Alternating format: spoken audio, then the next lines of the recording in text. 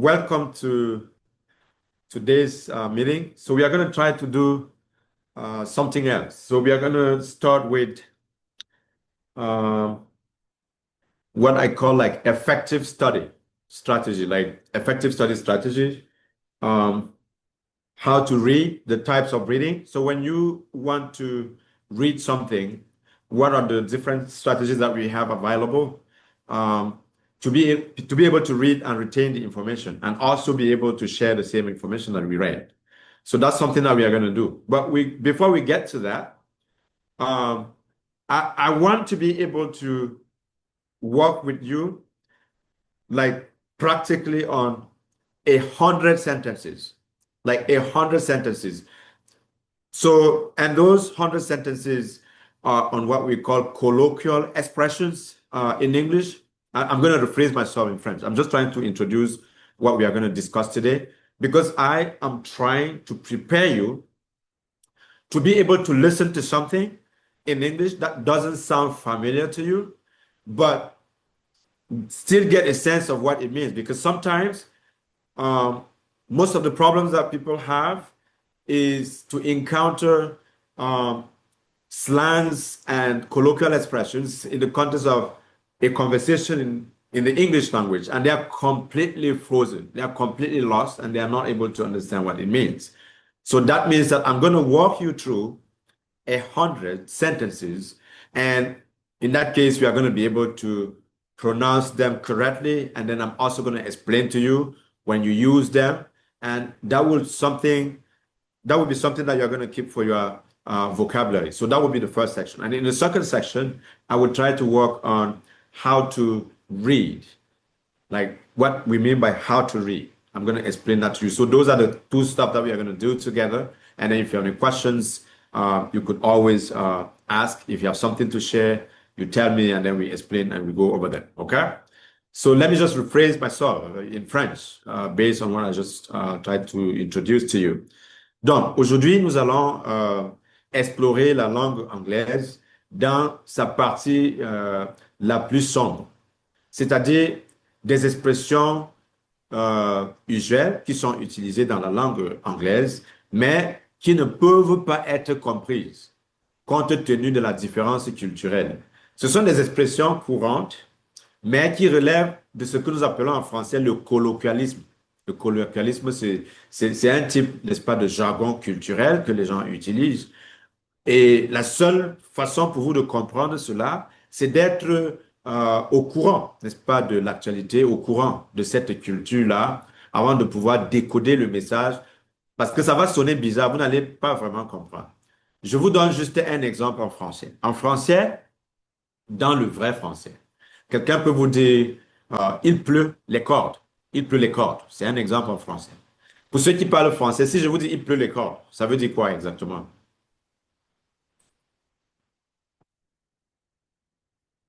Pour ceux qui parlent la Ça veut langue dire qu'il française. pleut, ça veut dire qu'il pleut énormément.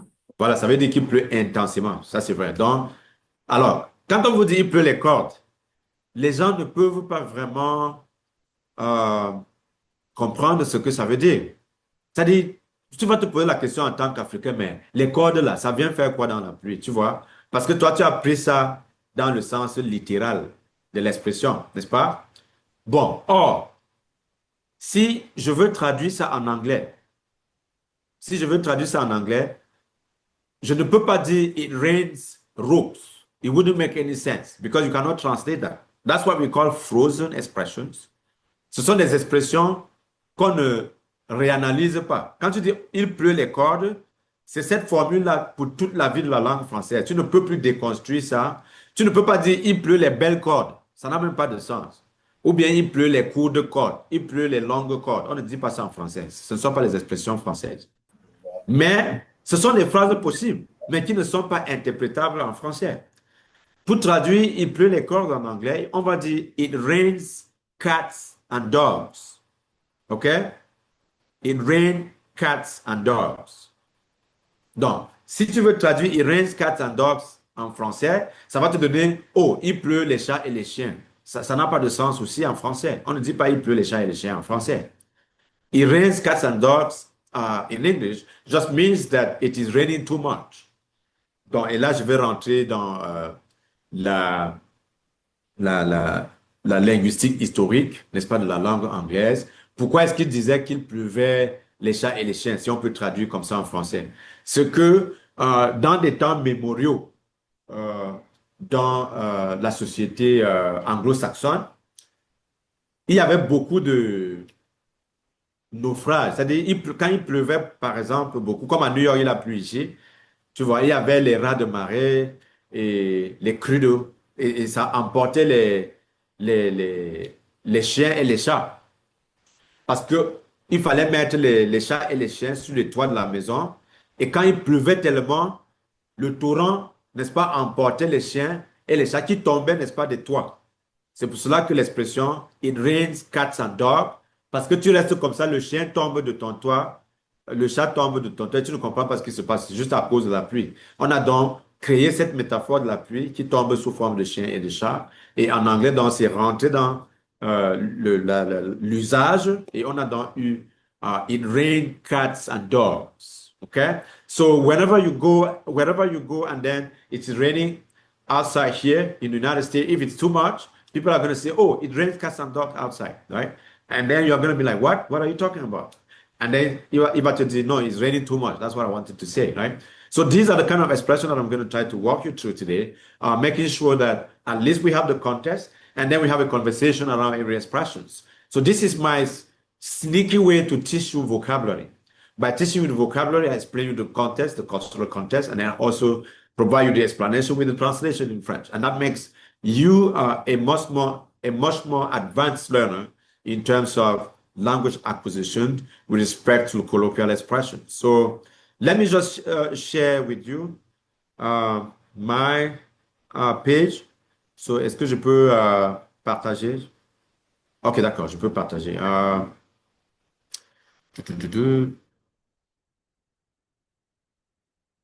Je veux partager. Good.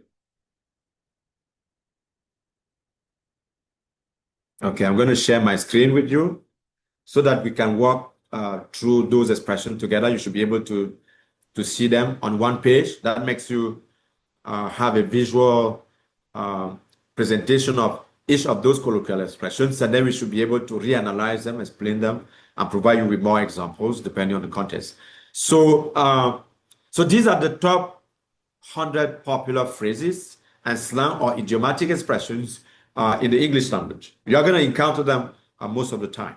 So phrases and slang and idiomatic expressions are an important part of any language and can add color and personality to your speech and writing. They can also be a source of confusion for non-native speakers or those unfamiliar with the cultural context. So we are talking here about language and culture. So, so in the current presentation, we are going to present a list of phrases and exclamations, many of which are particularly common in American English. We are talking about American English here, and that would be a particular context for you to understand why sometimes Americans speak and then most people around the globe are not able to understand what they're talking about.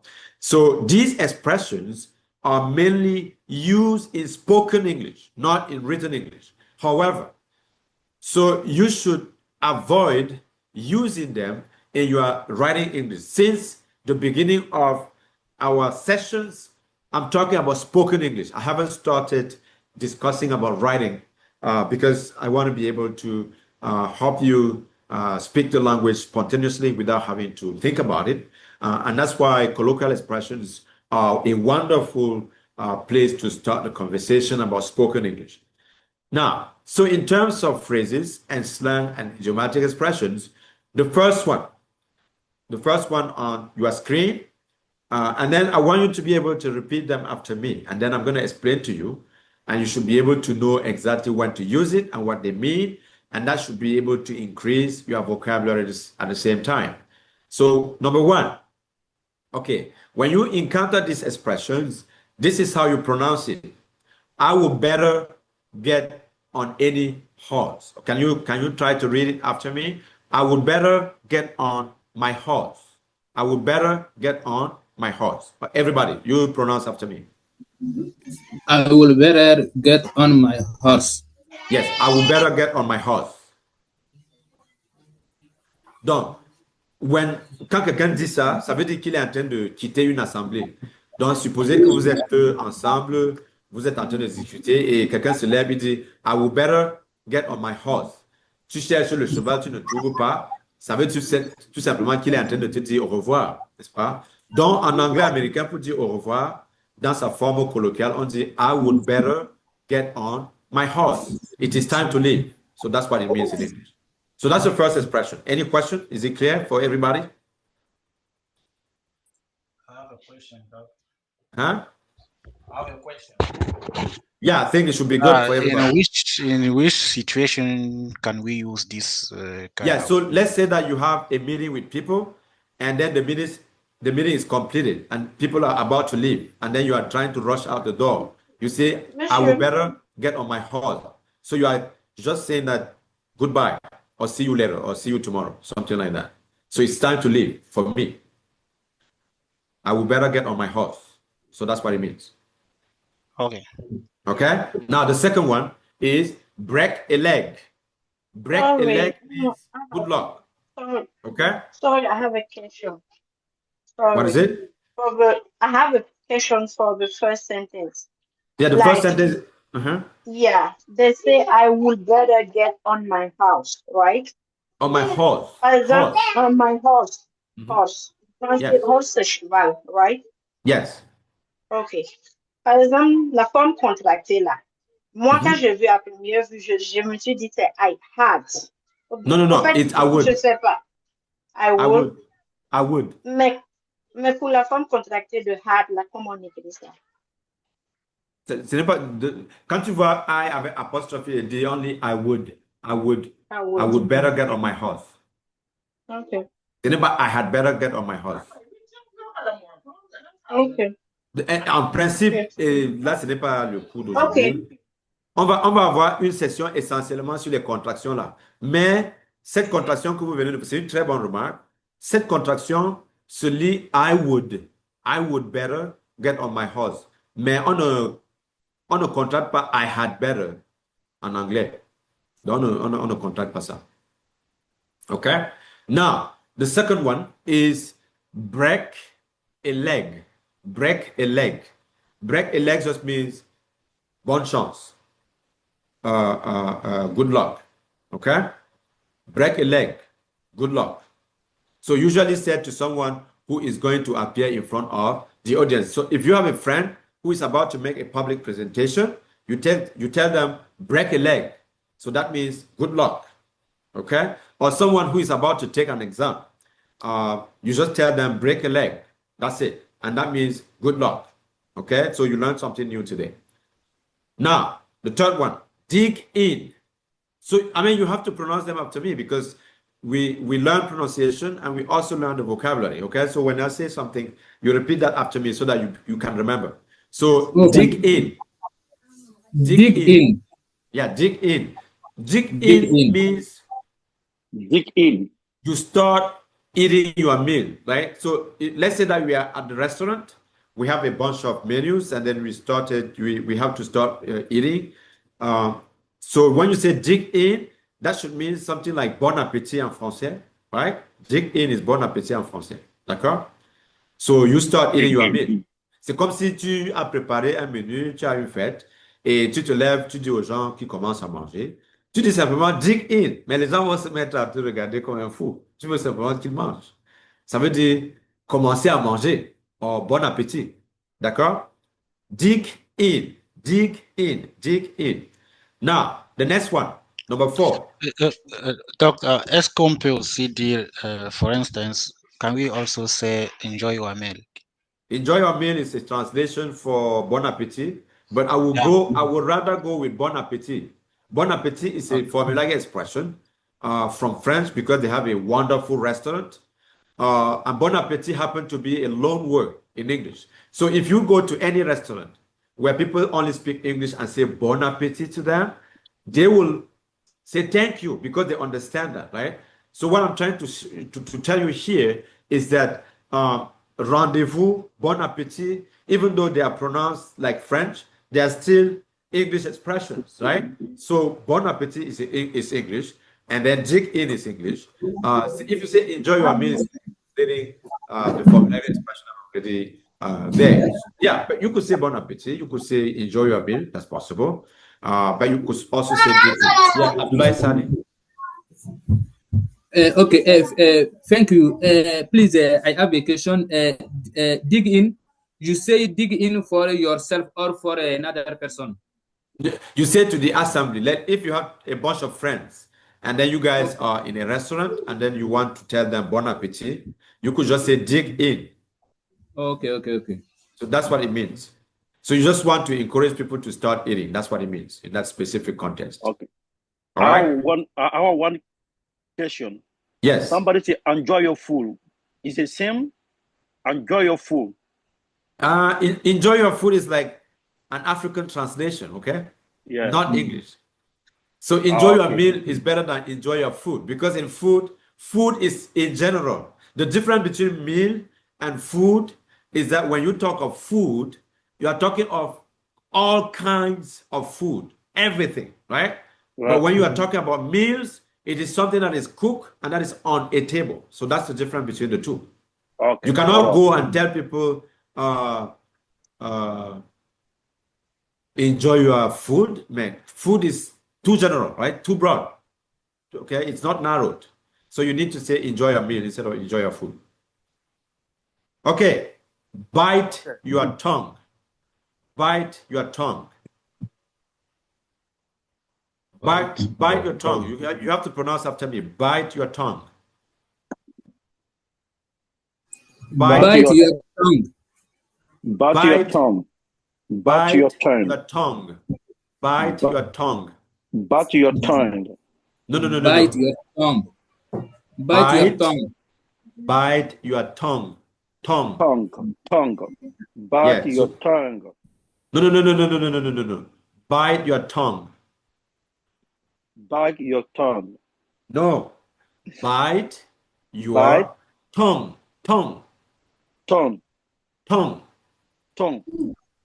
Tongue. Like comb. Tongue. Okay. Okay. Bite your tongue. Good. That's good. Bite your tongue. So it just means to keep quiet. So if you want people to keep quiet, not to talk, you just say, hey, bite your tongue. Bite your tongue. That means don't talk. Don't talk at all. That's what it means. Okay? All right. Now, the next one. Butt out. Butt out. Butt out. Butt out. Butt out. Yeah, that means go away or mind your business. C'est comme si tu chassais les gens. C'est allez-vous-en or sortez d'ici or fous le camp. Okay? Butt out. Butt out, c'est fous le camp. Okay? Butt out.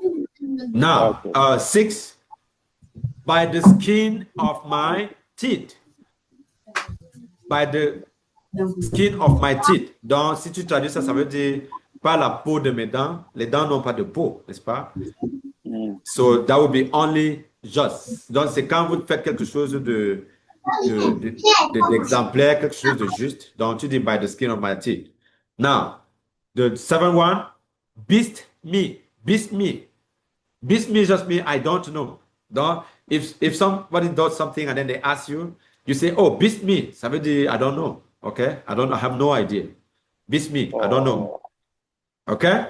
This is the right American English. Okay? We are trying to get you to like use the expression that when people listen to you, only Americans will understand what you're talking about, right? If I go to England and tell them beast me, they're not going to understand what I'm talking about. I will have to explain to them that, oh, I just mean I don't know, right? And that makes you intelligent. That makes you very smart, okay? Now, the next one, 8. Drop me a line. Drop me a line. That means write me a letter. Drop me a line, okay? You could also say, shoot me an email. Shoot me an email. That just technically means write me a letter, okay? Drop me a line. Drop me a line. So this is usually when you are taking a bossy position, right? You are in your office and somebody is trying to bother you, and then you just go like, hey, drop me a line. That's it. Drop me a line means that you want him to write you a letter or a report, and then you just go like, oh, drop me a line.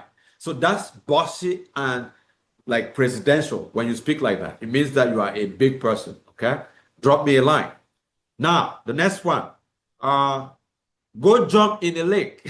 Go jump in a lake. Now, Go jump in a lake. go jump in a lake. What would that mean? Maybe one thing that we could do, you could guess what it means, because that also can help you to remember. So if I say go jump in a lake, what do you think that Go- means?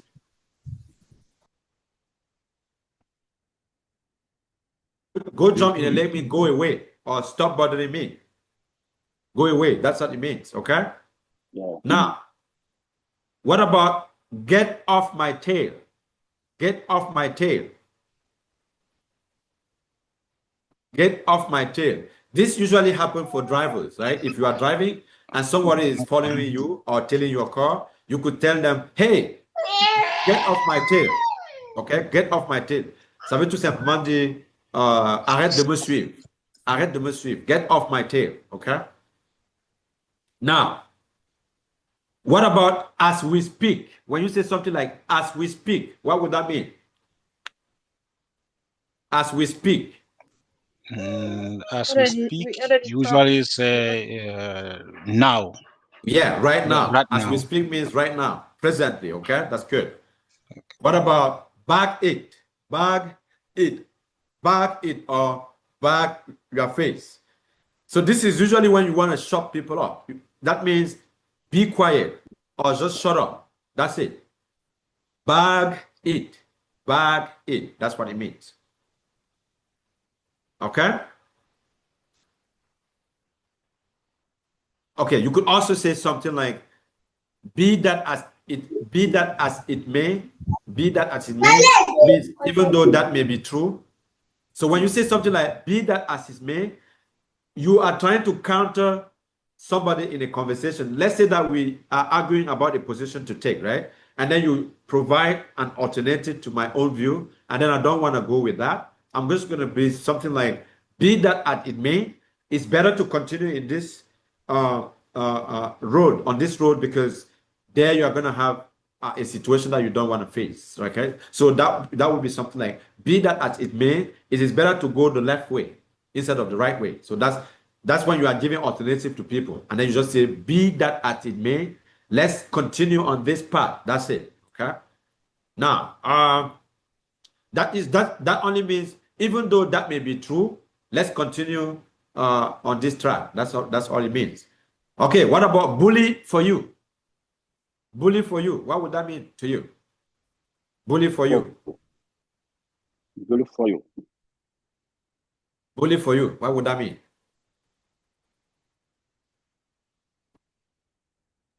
Don't be mad. Bully for you. So bully for you is used sarcastically when someone expects praise, but you don't think they deserve praise. Imagine like your child that you kept, tutoring for a month, and he come back with a C and expect you to say, yay. You go like bully for you. Like you are disappointed in their grade. You were expecting them to score an A+, and they brought like a B+ or a C+. Then in that specific case, the right formulaic expressions to use is what we call bully for you, right? You just say bully for you, right? Donc c'est l'ironie, c'est le sarcasme que les parents utilisent pour exprimer leur déception par rapport à un enfant qui n'a pas une bonne note. Tu sais, c'est un bully for you, okay? Good. Now, you can't fight the city hall. So what would that mean? You can't fight the city hall. You can't fight the city hall. What would that mean? You can't fight. I would say you cannot combat the system. You cannot combat. Yeah, that would be true. There is no way you could defeat a bureaucracy. That's what you mean. That's a very good intuition. So this is usually when there is a situation. Let's say that you got a summon from the police for violating like the street light, right? The red light, and then you have to pay, right? Somebody will tell you, oh, you can't fight the city hall. That means that you have to pay. That's a polite way to tell them, my friend, you better pay because you're going to be in more trouble than you are already in. So you just tell them, you can't fight the city hall. That's it, right? You can't fight the city hall. So there is no way to beat the bureaucracy. Does that make sense? So there is no way to defeat the law. That's what they mean by that. You can't fight the city hall. Okay? Now, what about cut the comedy? Cut the comedy. What does that mean? I would say be serious. Be serious. Yes. Stop being silly, right? So this is when you are talking about something very serious and someone is around there making jokes without listening to whatever you are saying. You just say, stop the comedy. Okay? This is for people who do not like nonsense. You know, you are just going to say, hey, cut the comedy. Go straight to the point or straight to the point. Okay? Now, don't even look like something. Don't even look like something. That means do not even appear to be doing something. That's what it means. Now, okay, what about don't even go there? What does that mean? Don't even go there.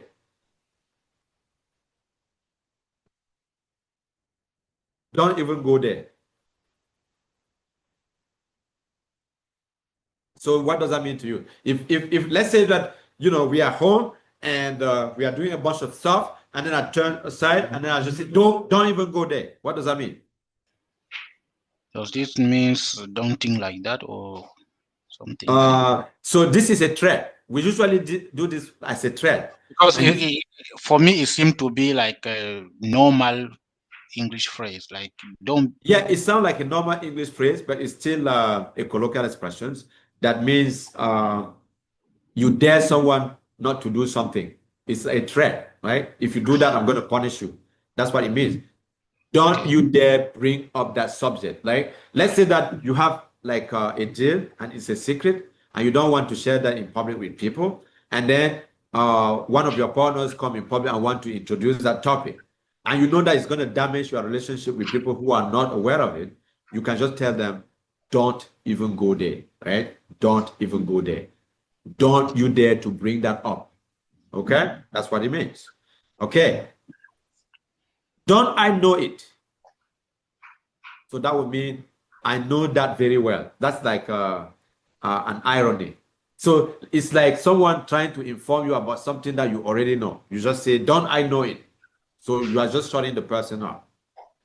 What about don't stand on ceremony? Don't stand on ceremony means please be at ease and make yourself at home. Like if, let's say you invite like your guests at home and someone is standing there without taking a seat, right? You can just cross your arms and then tell them, don't stand on ceremony, because on ceremony we stand, right? We don't sit down. But this is not a ceremony. That's why you are telling them. You want them to be able to pick a seat and then, you know, be as comfortable in your place. That's a way to invite people to sit down, okay? This is a very indirect and subtle way to introduce people to an audience and ask them to sit down, okay? Don't stand on ceremony, okay? Good. That just means please be at ease and make yourself at home. Now, do you get my drift? Do you get my drift? It means, do you understand what I'm saying?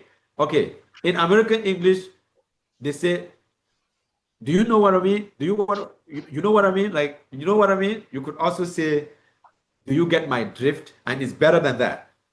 You see what I mean? Like, and usually we tell them, no, I don't see what you mean. Like, this is when an American is trying to fool you, right? You have a shady deal and he wants to take advantage of you, right? He will go like, you see what I mean? Right? Never say yes, because if you say yes, it means that you agree with him, and then he may take advantage of you, and that's something that you don't want to accept or something like that. Now, you could also say, do you want to step outside? Do you want to step outside? That means an expression inviting someone to go out of doors to settle an argument by fighting. So this is a threat. Let's say that you are having an argument and then somebody tell you, do you want to step outside? It means that he wants to blow your nose. He wants to fight you. He wants to knock you out. Do you want to step outside? You say, no, I don't want to step outside. Okay? Now, the other one, Easy does it, right? Move slowly and carefully. That's what it means. Fair to middling. That means it responds to an inquiry about the state of one health. Now, what about fill in the blanks? Fill in the blanks. It means you can figure out the rest. So okay, let's say that I introduce like the example of colloquial expressions, and then I want to be done with it. I can just tell you, okay, fill in the blanks. It means you can continue to do your research to find your own examples, because I provided as much examples so that you could understand what is going on. Okay, does that make sense? Fill in the blanks. That was number 26. Number 27. Okay, gotcha. Gotcha. Okay, gotcha in English means got you, which technically means I understand what you said, or I understand what you want, right? So let's say that you are serving people in a restaurant, and then you ask their menu, and then they tell you what they want to eat, and then you just like, gotcha, meaning I understand what you mean, or I understand what you want, okay? Now, what about hang in there? Hang in there. If someone tell you hang in there in American English, what do you think that they are telling you? Hang in there. Hang in there, my friend. So what would that mean to you?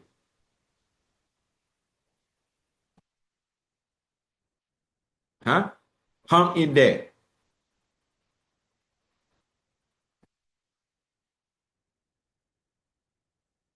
So what do you think hang in there means?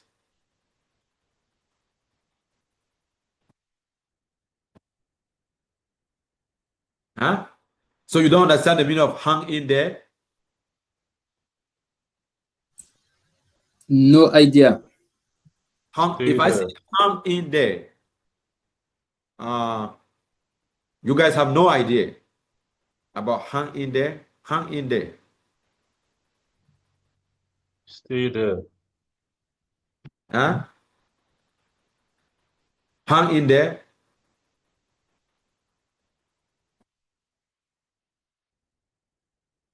Hang in there means be patient. Okay? It means be patient. Things will work out just fine. Donc, si quelqu'un se plaint beaucoup, ouais, généralement, c'est pour nous autres qui venons d'Afrique, n'est-ce pas? Pour la première fois, vous êtes en Europe, il fait froid pendant l'hiver, et le jour est plus court que la nuit, n'est-ce pas?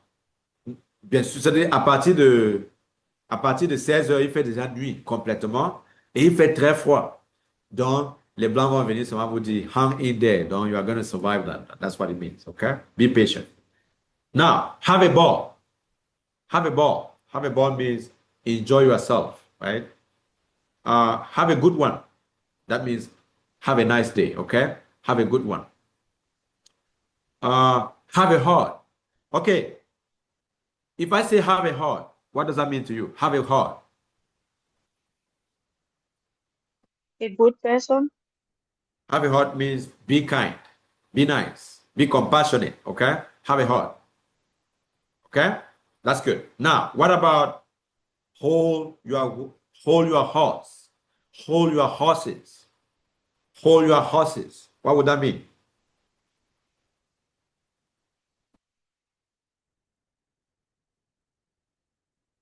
Your horses just means to slow down. Donc, si quelqu'un se presse, pour dire ralentissez ou bien doucement, en anglais, on dit hold your horses. Okay? Hold your horses. Now, what about... It is the same that sit down. Sit down? Sit down. Sit down. Okay, yeah. Sometimes you can have like more than multiple colloquial expressions that mean the same thing, but it is just designed to help you grow with your vocabulary, to be able to speak in a way that people will know that you know the culture of the place, and that's very important. Now, I can live with that. I can live with that in English means that is something that I can get used to, right? So let's say that they are making a decision on providing you with a service, but you don't like that service. You are not very enthusiastic about it, but you don't want to reject it, right? You could just tell the manager or somebody who is trying to provide that poor service to you.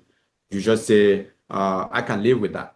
Okay? I can live with that just means that ko iya pa the problem. I can live with that is iya pa the problem. Okay? Now, what about I can't argue with that? I can't argue with that. So what would that mean to you? If I say I can't argue with that, what would that mean? I can't argue with that.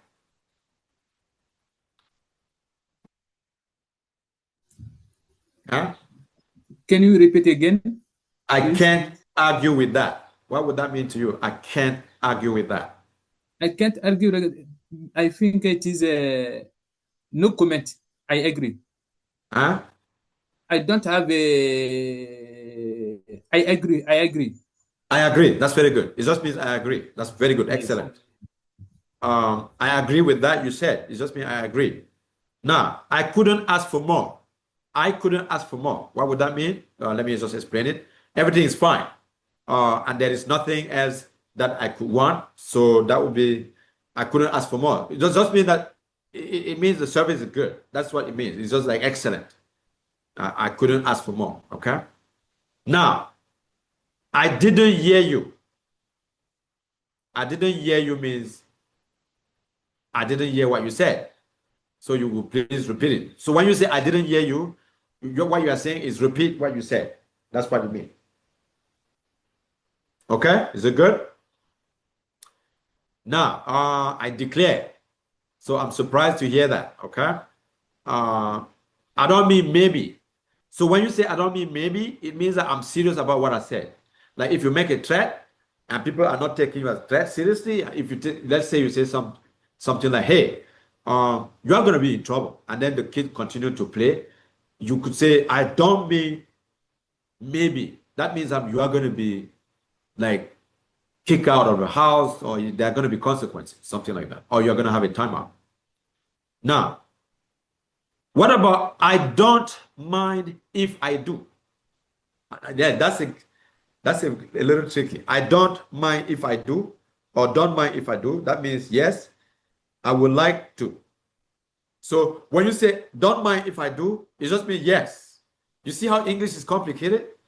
Just to say yes, you could just say don't mind if I do. That would be very confusing, right? People will be like, what are you talking about? But that just means yes, I don't mind if I do, or don't mind if I do, or something like that. Now, what about I hate to hit and run? I hate to eat and run.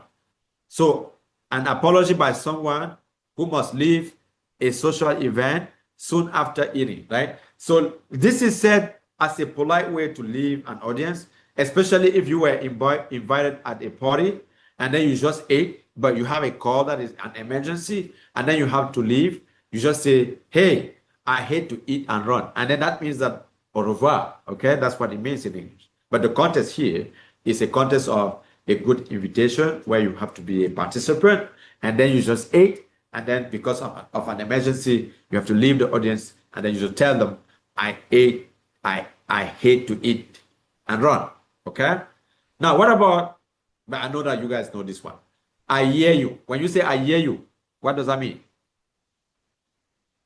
I hear you. Who can explain that to me and provide the context? Because it is not just enough to translate what we are saying. Try to tell me under which circumstance that expression would be valid and mean something to you. So when you say I hear you, what does that mean?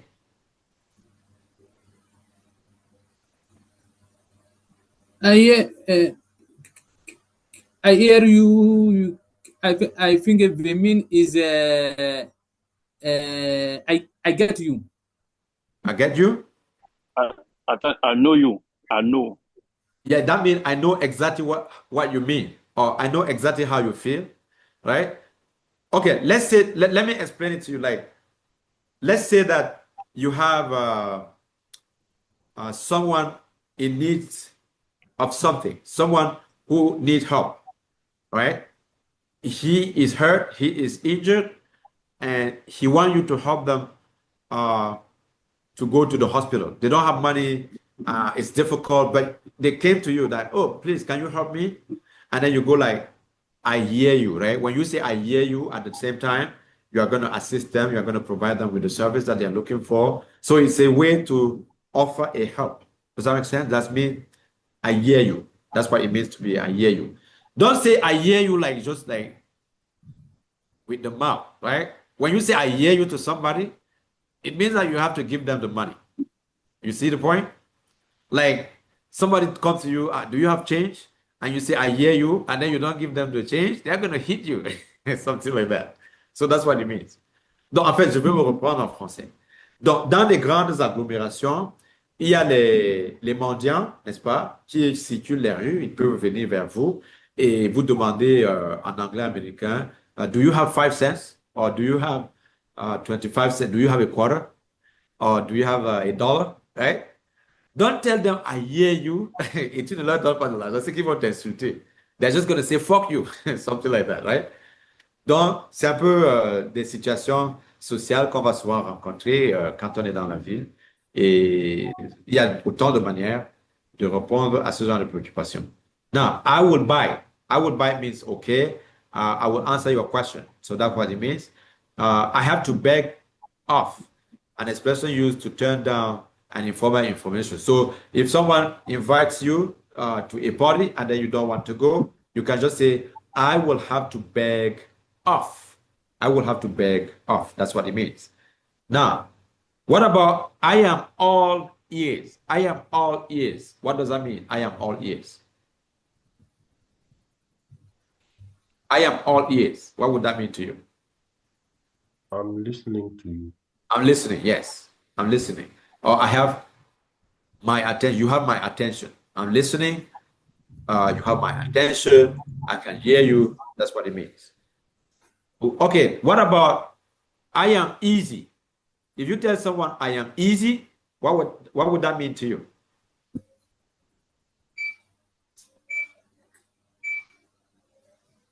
If you say I am easy in the middle of bargaining or negotiating something, what would that mean? Huh? So this is when you are negotiating with a weaker hand. So in a position where you don't have the last say, you can just say, I am easy to make it easy. And then there's not going to give to you, okay? So I can accept whatever on offer, right? Whatever you tell me, I could take it. So what about I am with you? When you say I am with you, what does that mean? I understand what you said. I understand what you said? Yeah, I understand what you're saying. Exactly. Now, what about in this day and age? In this day and age, what would that mean? In this day and age. In this day and age.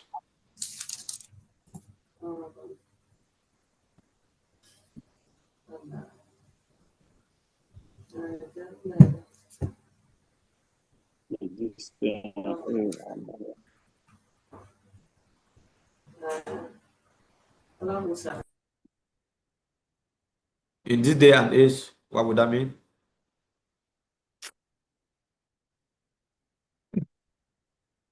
In this day and age.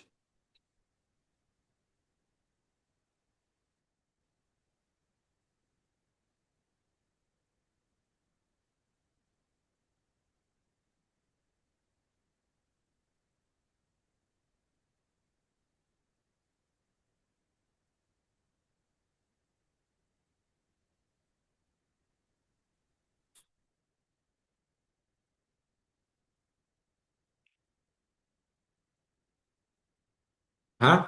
In this age, and this should be like a very straightforward expression, right? In this day and age, what would that mean? Maybe there's something now. or- Yeah, now. Yeah, it just means now, right now. In this age and is this day in this day and age. That's now, or in these modern times. So this is when you are talking about like younger people who are not being respectful. So when you start a conversation with in this day and age, young kids don't listen to the parents, something like that, right? That's how we want. you want to badmouth the kids. That's how you start a conversation. In this day and age, don't mind them. They're not going to listen to you. Just do whatever you need to do. That's it, right? So this is when a mother is complaining about your older son on their in their teenage year when they are not listening to you, right? You just say, hey, honey, in this day and age, this is who they are. They don't respect people. Let it go. I'm tired. So that's when you wanted to get rid of like a conversation, a serious conversation that you need to have with the kids. Okay? Now, what about I read you loud and clear? I read you loud and clear. What does that mean? I read you loud and clear.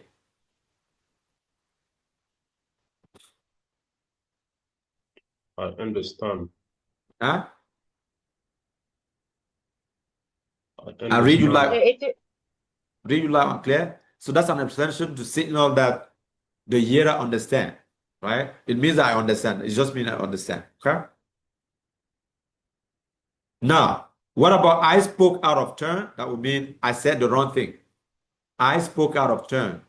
So this is an apology, right? So let's say that you are arguing about something and then you take a stance that happened to be wrong.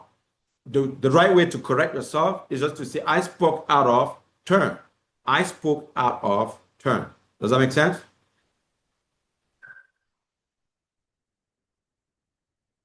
So I spoke out of turn. Okay? I spoke out of turn. Does that make sense? Any question?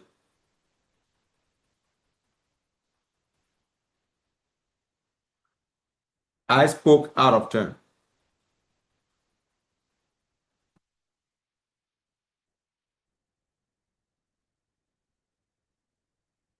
Okay? I spoke out of turn. Is it clear for everyone? I just want to make sure that we are on the same page. If you have any questions, you can ask them. If you want me to clarify something, that's good. But if you don't, we can just move on. Does that make sense? okay, I want to know something, Mr. Yes. Aziz. I just observed, maybe I did not really understand at the beginning, but all of that sentence, I think, is the la contraction, non, pas la contraction, l'anglais contracté, en fait, c'est ça? L'anglais? Contracté. Quand je dis l'anglais contracté, c'est pour dire, c'est pour dire que c'est l'anglais.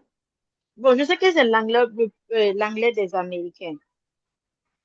Mais je veux dire que c'est plus intensifié par rapport, parce qu'il y a certaines phrases, il faut vraiment décortiquer pour comprendre. Souvent, ça donne l'inverse, ou bien ça donne le même sens que tu l'entends au fait. Uh-huh. Je ne sais pas comment m'exprimer au fait, c'est ça. Donc, avant qu'on ne commence, je venais de vous dire ici que l'anglais qu'on parle là, ce que nous on parle sous forme de conversation, c'est différent de ce qu'on écrit, n'est-ce pas? Donc, ici, nous sommes en train d'apprendre comment on s'exprime en anglais. Et les éléments que je viens de vous présenter ici sont des phrases usuelles qui sont connues de tout le monde, qui vit dans l'univers américain, mais que nous, les étrangers, on a souvent du mal à comprendre.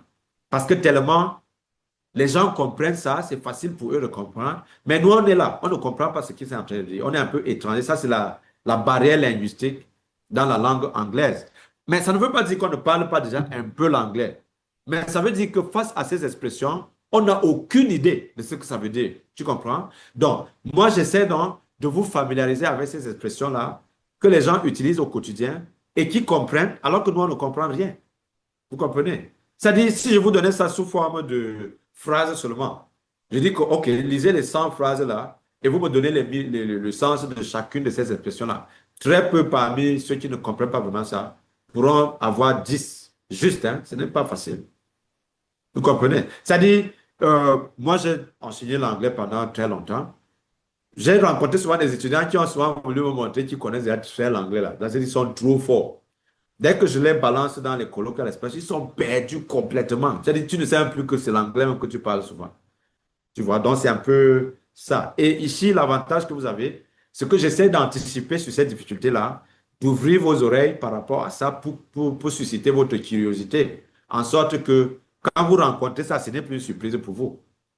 Vous comprenez? Donc, je suis en train de déblayer le chemin en sorte que lorsqu'on va engager la lecture des textes un peu plus longs, une fois que vous croisez ces phrases-là, ça devient facile pour vous. Vous n'aurez pas besoin de dictionnaire pour pouvoir expliquer ces expressions-là. Et d'ailleurs, si je vous donne ça et je vous donne un dictionnaire, très peu parmi vous vont trouver le sens des mots là, parce que ce ne sont pas les mots qu'on traduit littéralement. Ce sont des mots qui n'ont d'interprétation qu'en fonction des contextes.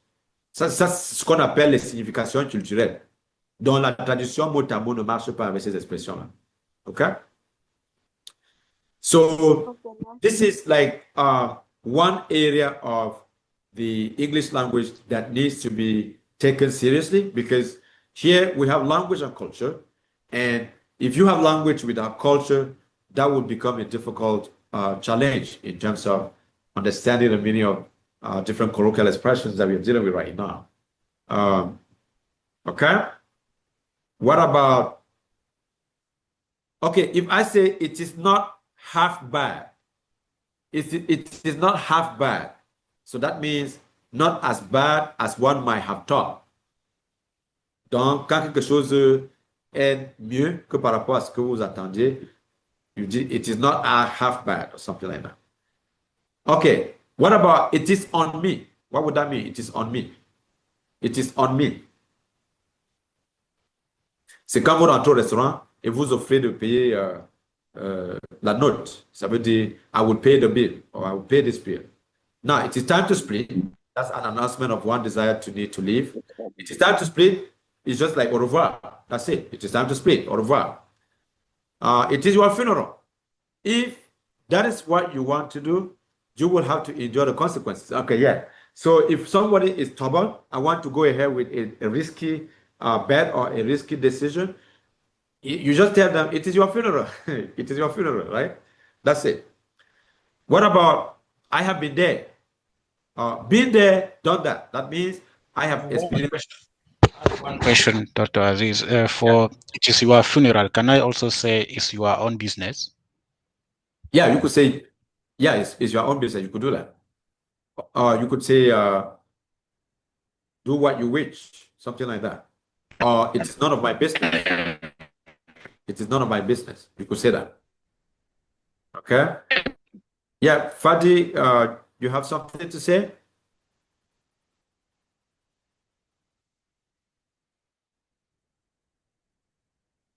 Okay. What about I had it up here. That means I will not endure any more of something. I won't tell a soul. That means I will not tell anyone. I wouldn't know. It means there is no way that I will know the answer to that question. So if I ask you a question that is very difficult, and then you say I wouldn't know, that means that no matter what you do, you wouldn't be able to understand that. What about keep it to yourself? What does that mean? Keep this to yourself. So a phrase introducing something that is meant to be a secret. So that's when you share a secret, then you have to tell them, keep this to yourself. Okay, what about keep your shirt on? Keep your shirt on means be patient. Just wait a minute, right? Okay, what about knock it off? Knock it off. Knock it off. Knock it off. You have no idea what knock it off is?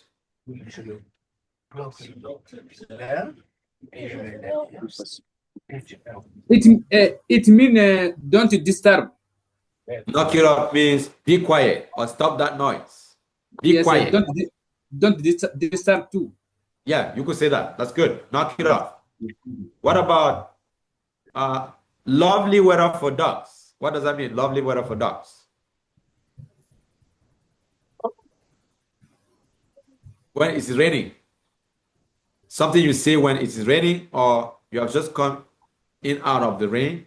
Something like that. Okay, what about name your poison? Name your poison. So name your poison means what will you like to drink?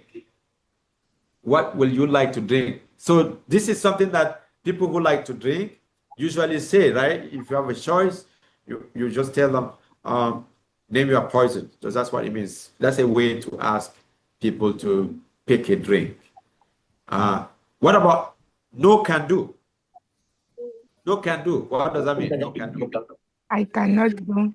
Yeah, I cannot do. That's very good. I cannot do it. Okay. What about no Siri Bob?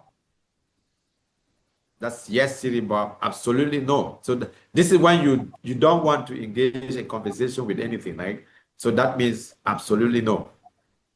Not for my money means not as far as I am concerned. Not for my money.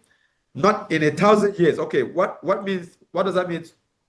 Not in 1,000 years. Not in 1,000 years.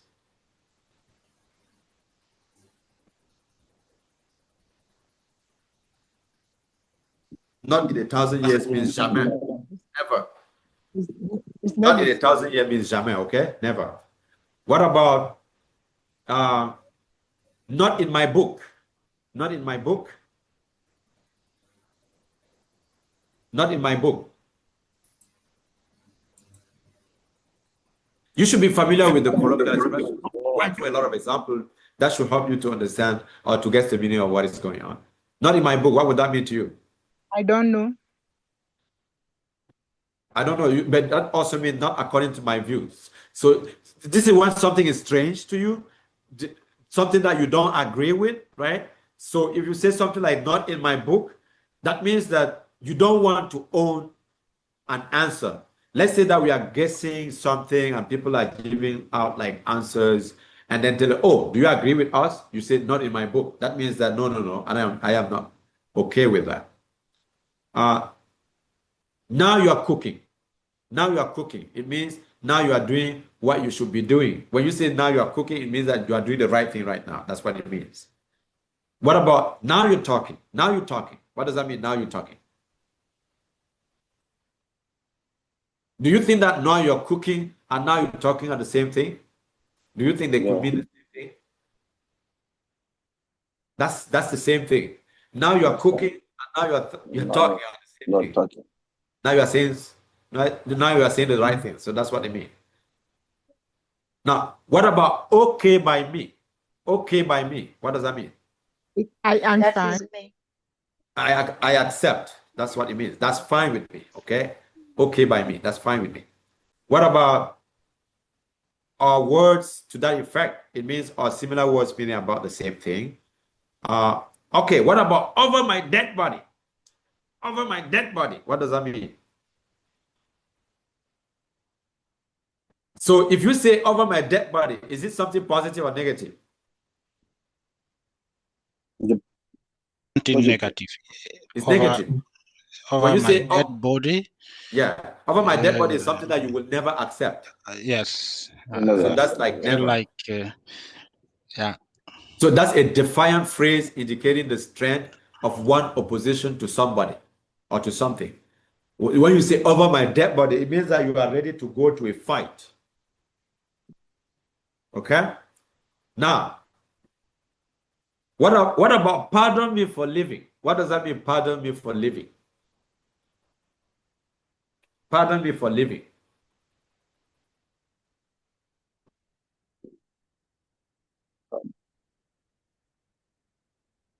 Pardon me for living is a very indignant response to a criticism or rebuke. When you say pardon me for living, that's a sarcasm to debunk somebody who is trying to take away your dignity. That's what we use to say, pardon me for living, right?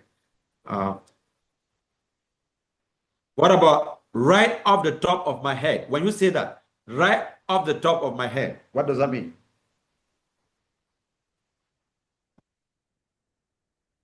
Right off the top of my head, what would that mean?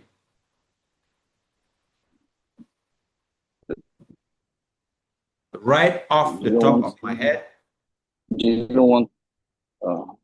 So do you want me to answer your question without having time to give it some thought? So when you say right off the top of my head, it means like instantly, like something like a spontaneous answer, an intuitive answer to a question without even thinking about it. Like something like as direct as possible, and then you don't have able to reflect on that. Okay, what about you say something like see if I care? See if I care means I don't care if you do it. So that's like a defiant way to say go ahead. Right? Let's say you have a wife and you guys are having a confrontation and she says something like, see if I care. I will be you. I will just sit down. I'm not gonna confront her because when she said that, she has a weak point that she's gonna use against you. See if I care. Okay? So what else is new? That means that isn't new. Now, what about speak of the devil? When you say speak of the devil, what do you mean by that? That means a phrase said when someone whose name has just been mentioned suddenly appears in the scene, right? So, donc, quand vous parlez de quelqu'un et il apparaît en français, ils disent parlant du tigre, n'est-ce pas? Et vous sortez, c'est un peu ça. Now, what about take my word for it? Take my word for it. So that believe me, that's it. Believe me, trust me, I'm telling you the truth. What about take it from me? That means I know what I'm talking about. That does it. That means the same as 82 below. Okay. So that is more like it. That is better. That is the last straw. That is going too far. Something will have to be done. That is the ticket. That means that is required. Way to go. That means a phrase encouraging people to continue to do the good work. That is what I call when you use that phrase in order to emphasize something that is very good. Okay. Mom's the word. That means a pledge not to reveal a secret or to tell something or someone. Wash your tongue or wash your mouth. That means do not talk that. Do not talk like that. Of all the nerves, that how rude, whatever turns on you on, whatever pleases you, what is cooking, what is happening, what is eating you, what is bothering you, what is the cut means what are the negative factors, what is the damage means what are the charges, how much is the bill, who could have thought means a question phrase indicating a surprise. With my blessing, that means a phrase expressing consent or agreement. Yesterday wouldn't be soon, too soon. That means an answer to the question, when do you want this? You ain't seen nothing yet. That means the best, most exciting and clearest part is yet to come, or something like that. What about you could have knocked me over with a feather? That means I was extremely surprised. You are darn tooting. That means you are absolutely right. And then the 100 ones, you are the doctor. That means you are in a position to tell me what to do. So when somebody is confused about something and there is a help and then they are giving you like options, you just go, you are the doctor. Means you know what to do. Just tell me what to do. Okay? Good. Any questions? So we just went through the 100 expressions that you need to know. I have one question. For the colloquial expressions. Any questions? Yeah, my question is, can you send for group work? People Yeah, I here? can do that. I'm gonna share that. I'm gonna share that with you guys. Okay. Okay. Any other questions?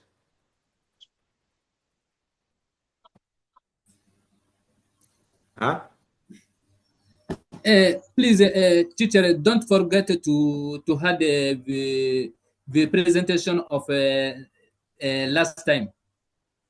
The Last week. presentation of last time? Yes, yes. Okay, you have a presentation to make? No, I don't. No.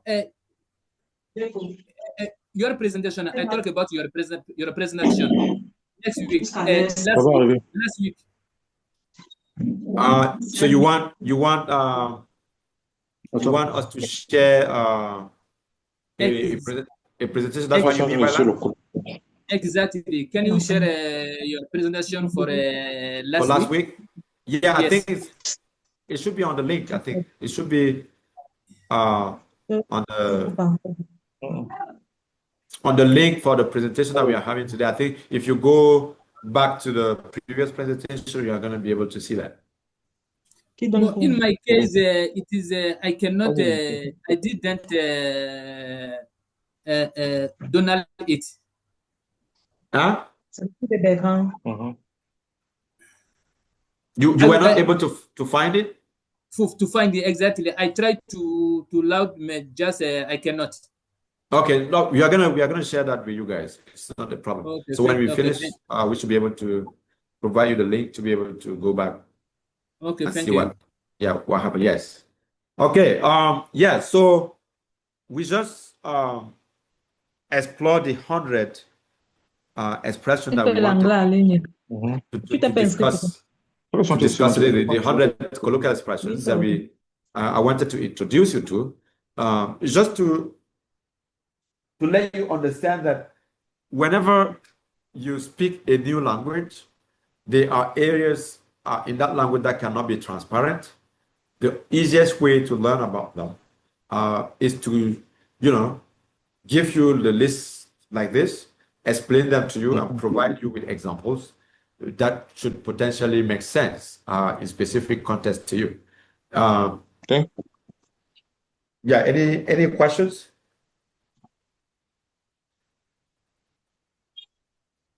Est-ce que vous avez des questions? C'est-à-dire, je viens d'épuiser les 100 expressions colloquiales de la langue anglaise avec des exemples, juste pour essayer de vous situer en contexte en fonction des différentes options qui sont disponibles et que vous pouvez utiliser dans votre vocabulaire, n'est-ce pas, pour vous exprimer de manière aussi naturelle dans la langue anglaise.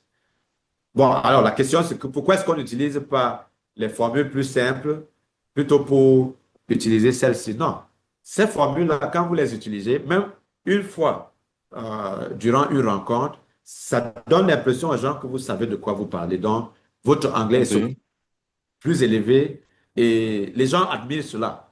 C'est-à-dire, il y a quelque chose dans l'expression qui vous démarque, n'est-ce pas, du lot. Donc, le style, pour moi, c'est le caractère. C'est-à-dire, vous pouvez rencontrer 100 personnes. Une personne peut vous impressionner dans leur façon de s'exprimer, d'utiliser la langue avec une originalité qui vous frappe à l'œil. C'est-à-dire, vous écoutez la personne et vous avez envie de revenir, réécouter la personne, parce que la personne utilise des images, des tournures, des formules, et leur façon de parler est tellement intelligente que ça vous séduit. Vous dites que mais il parle bien. OK? Et là, je vous pose encore la question. Je vais vous poser la question. Quand vous dites de quelqu'un qui parle bien en français, ça veut dire quoi, parler bien? Pour vous, dites-moi ce que le mot parler bien, ça veut dire pour vous. En français, vous dites ça en français, je vais vous expliquer à partir d'autres exemples. Donc, ça veut dire quoi, parler bien? So, what does that mean to speak well?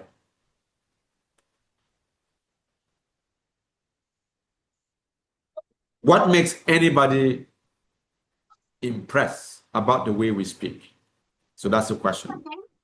Ok, pour moi, parler bien, c'est dire que la personne sait ce qu'il dit, il coordonne ses mots à tel point que ça suit les règles. Okay. Donc, pour vous, parler bien, c'est juste au niveau de la prononciation?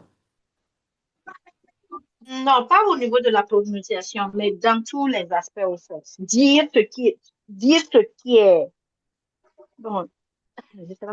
Parler bien pour moi, c'est quelqu'un qui s'exprime bien, c'est-à-dire il sait ce qu'il dit.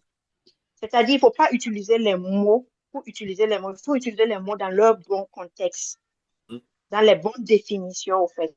Et suivi aussi des règles de la grammaire et de la conjugaison. C'est ce que je veux. Quelqu'un qui parle, c'est quel.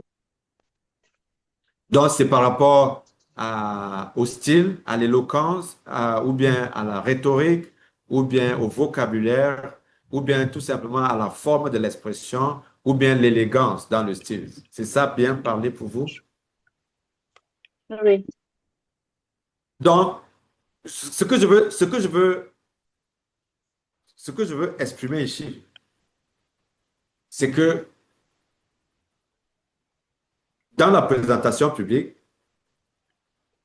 les gens sont différents. Il y a des gens qui sont tellement éloquents, pas parce qu'ils sont très intelligents, mais tout simplement parce que le peu qu'ils maîtrisent, lorsqu'ils s'expriment, vous comprenez de quoi ils parlent. C'est-à-dire, c'est comme s'il était dans votre tête. Quand il vous explique quelque chose, c'est très facile de comprendre parce qu'il se place dans une posture d'explication. Tout ce qu'il vous dit vous pénètre. Vous avez déjà entendu une histoire qui vous rappelle votre village? C'est-à-dire, quelqu'un vous narre une histoire et vous vous retrouvez dans son histoire. Vous traversez tout votre village dans votre enfance. Vous comprenez, non? Donc, toute communication qui vous touche personnellement est comprise mieux que celle qui n'a rien à voir avec votre expérience. Donc, le parler bien dont les gens utilisent la plupart des temps, c'est que lorsque vous êtes en contexte public où les gens font des présentations, vous avez la chance de vous connecter à la personne qui fait la présentation parce qu'elle a décrit une parcelle de votre expérience. Donc, le parler bien dont les gens parlent, c'est juste une façon de dire, j'ai compris ce qu'il dit, son message est poignant et je me suis retrouvé dans son message. C'est ça que ça veut dire, bien parler. OK? Donc, et comme vous êtes ici pour la langue anglaise, mon ambition, c'est que vous soyez un jour capable de dire, je parle bien l'anglais. Parce que quand je prends l'expression là, quel que soit ce que je dis, que vous soyez locuteur natif ou pas, le peu que je vais dire, tout le monde va comprendre. Donc, maintenant, quel est le secret, n'est-ce pas, du parler bien dont je viens de vous dire tout à l'heure? Si vous devez me donner un secret, si vous êtes en position de vous exprimer, dites-moi ce qu'il y a dans votre JBCR comme recette pour parler en sorte que tout le monde vous comprenne. Qu'est-ce que vous allez faire? Quelle est la stratégie que vous allez adopter dans le cadre de la communication pour vous faire comprendre par le grand nombre? Qui peut me dire quelque chose en ce sens? So the question in English is this. Let's say that you are learning the English language right now. What will be the smartest strategy in your disposal to be able to speak to people in a way that the majority of those people will be able to understand what you're saying? What will you do right now to be able to convince a bunch of people while you are interacting with that? What will you do to be able to be as convincing as possible? So what do you think?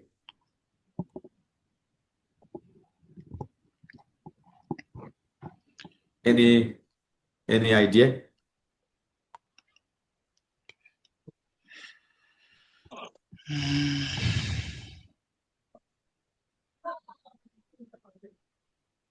En une phrase, ce que moi je peux dire, c'est comprendre les règles de la grammaire en anglais pour mieux s'exprimer, pour mieux avoir une bonne, pardon, connaître les règles de la grammaire pour mieux s'exprimer.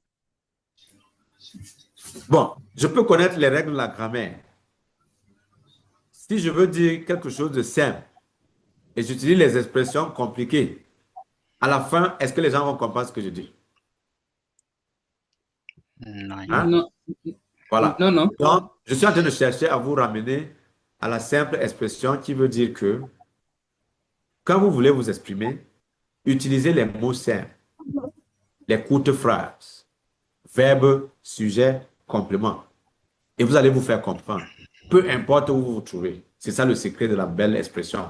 C'est-à-dire, les meilleurs rhéteurs, quand je parle de rhéteurs en termes de rhétorique, c'est des gens qui utilisent des mots simples et les agencent comme un jeu et se font comprendre aisément, sans recours aux mots compliqués.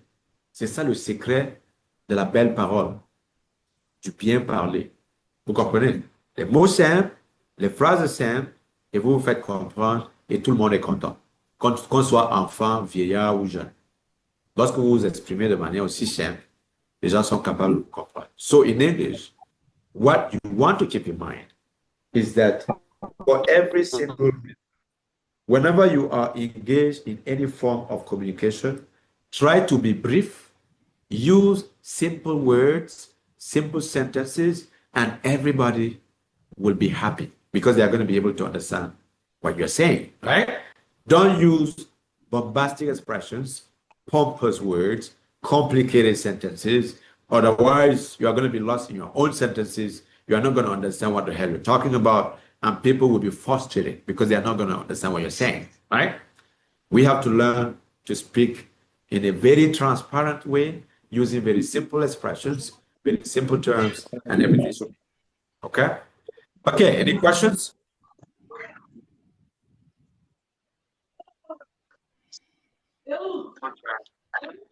You good?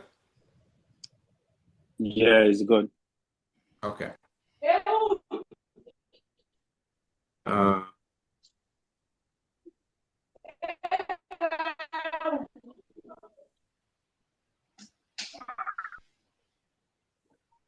Okay, now, so I'm going to stop sharing this just to go back to something else.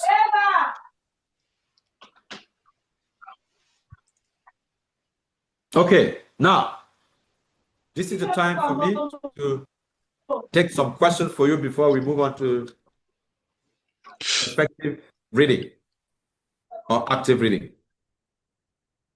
Okay, do you guys have any questions? Because I want to introduce you to reading the test, and we should be able to do that. So by the end of these presentations, we should be able to read one test together, just to check how you are paying attention to the pronunciations and the rules. That's something that I want to be able to consider before the end of the class. So do you have questions? So, okay, when I say do you have questions, I want you to tell me if you have trouble reading a test in English, something like that. My teacher, my hand is rising. Huh? My hand is rising. I want to talk. Yeah, go ahead. Okay, thank you. Please, I want to know if do you have a common expression that American people and UK people use? The common expression that who use? Yes. What do you mean by that? Bon, ce que nous venons de voir tout de suite, vous disiez que ça, c'est des expressions utilisées propres aux Américains. Tout ce qu'on vient d'utiliser là, ce sont les Américains qui utilisent ça. Exactly. I want to know if you have to another expression than common than American people and UK people use. That expression, the expression that you can use in America or in UK, no problem, and people are going to get you. You want American expression that people use? Can I say something, teacher? Yeah, go ahead. Yeah, it's based on your learning. The way he's teaching, this is the best way to help you understand the concept. If he's not like telling you like something because he cannot differentiate, is when you grow, when you improve your English, you'll understand this is it. And when you talk to UK people, you will understand this is not the teacher said. And whatever he's telling you here, when you come to the US, when a US guy is speaking to you, you will understand typically what the teacher said to us here. So based on that is based on your learning. But guess what? Once you meet someone from UK in your country, when he's speaking to you, and someone from Ghana speaking to you, you will differentiate. This is Ghanaian English. It's not like, they will say properly the things, but you will understand this is not the way my teacher was pronouncing this concept. But this is a UK English. This is a American English, but it's not right now. It's by our learning. The more we go, the more we understand. But don't worry, everything will be connected at the end. That's I had to say. That's very good. So now I understand the point. Thank you, man. I think you didn't get me. I talk about common expression. I talk about only common expression. I know. Yes. Look, the thing is, the chapter that I'm trying to cover today is about like colloquialism, which means that those are common expressions that come in different conversations, and people who are not native speakers of General American English, they get very confused when we use them, right? So I was trying to get you to be able to open your eyes to see that, there are certain expressions that are typically Americans that people who are not speaking that version of the language would be confused all the time, okay? So I know, I get what you mean. We are going to get to the point where we are going to start to engage with common conversations, and then, let me show you something. Let me pull out like a reading comprehension assessment, because today I want to start with the reading comprehension assessment. We have a bunch of expressions already. I want you to be able to get a sense of what we mean by that. Let me share something with you. Okay, this one. Share. Okay, do you have the test with you, everyone? Yes. Okay, now this is where it's going to be very interesting. This is becoming more theoretical. Now, for all of you guys who are with me today, you already have a level of English that is really acceptable, because you can listen to me, you can ask questions, you can speak, right? You can repeat after me, which means that we are all good. But something that we haven't done yet is to check your reading or to make an assessment of your ability to read and understand what is going on. That would be the reading comprehension assessment, okay? Now, I want a volunteer to this passage. So each one of you is free to read one of the passages, but I want to check something. By the end of this exercise, you're going to feel good about yourself. So who wants to start? So the test itself is spider webs. I can start if you want. Okay, you can go ahead. Good. Yeah, thanks. Spider webs. All spider what? Spider what? Spider web. Okay, no. Okay, listen. What I'm trying to hear is that you want to follow the rule of syllabification, the timing, the stress pattern, the intonation, right? And the rhythm. So I want to be able to listen to all that and feel happy about everything that we covered so far. Does that make sense? Yes.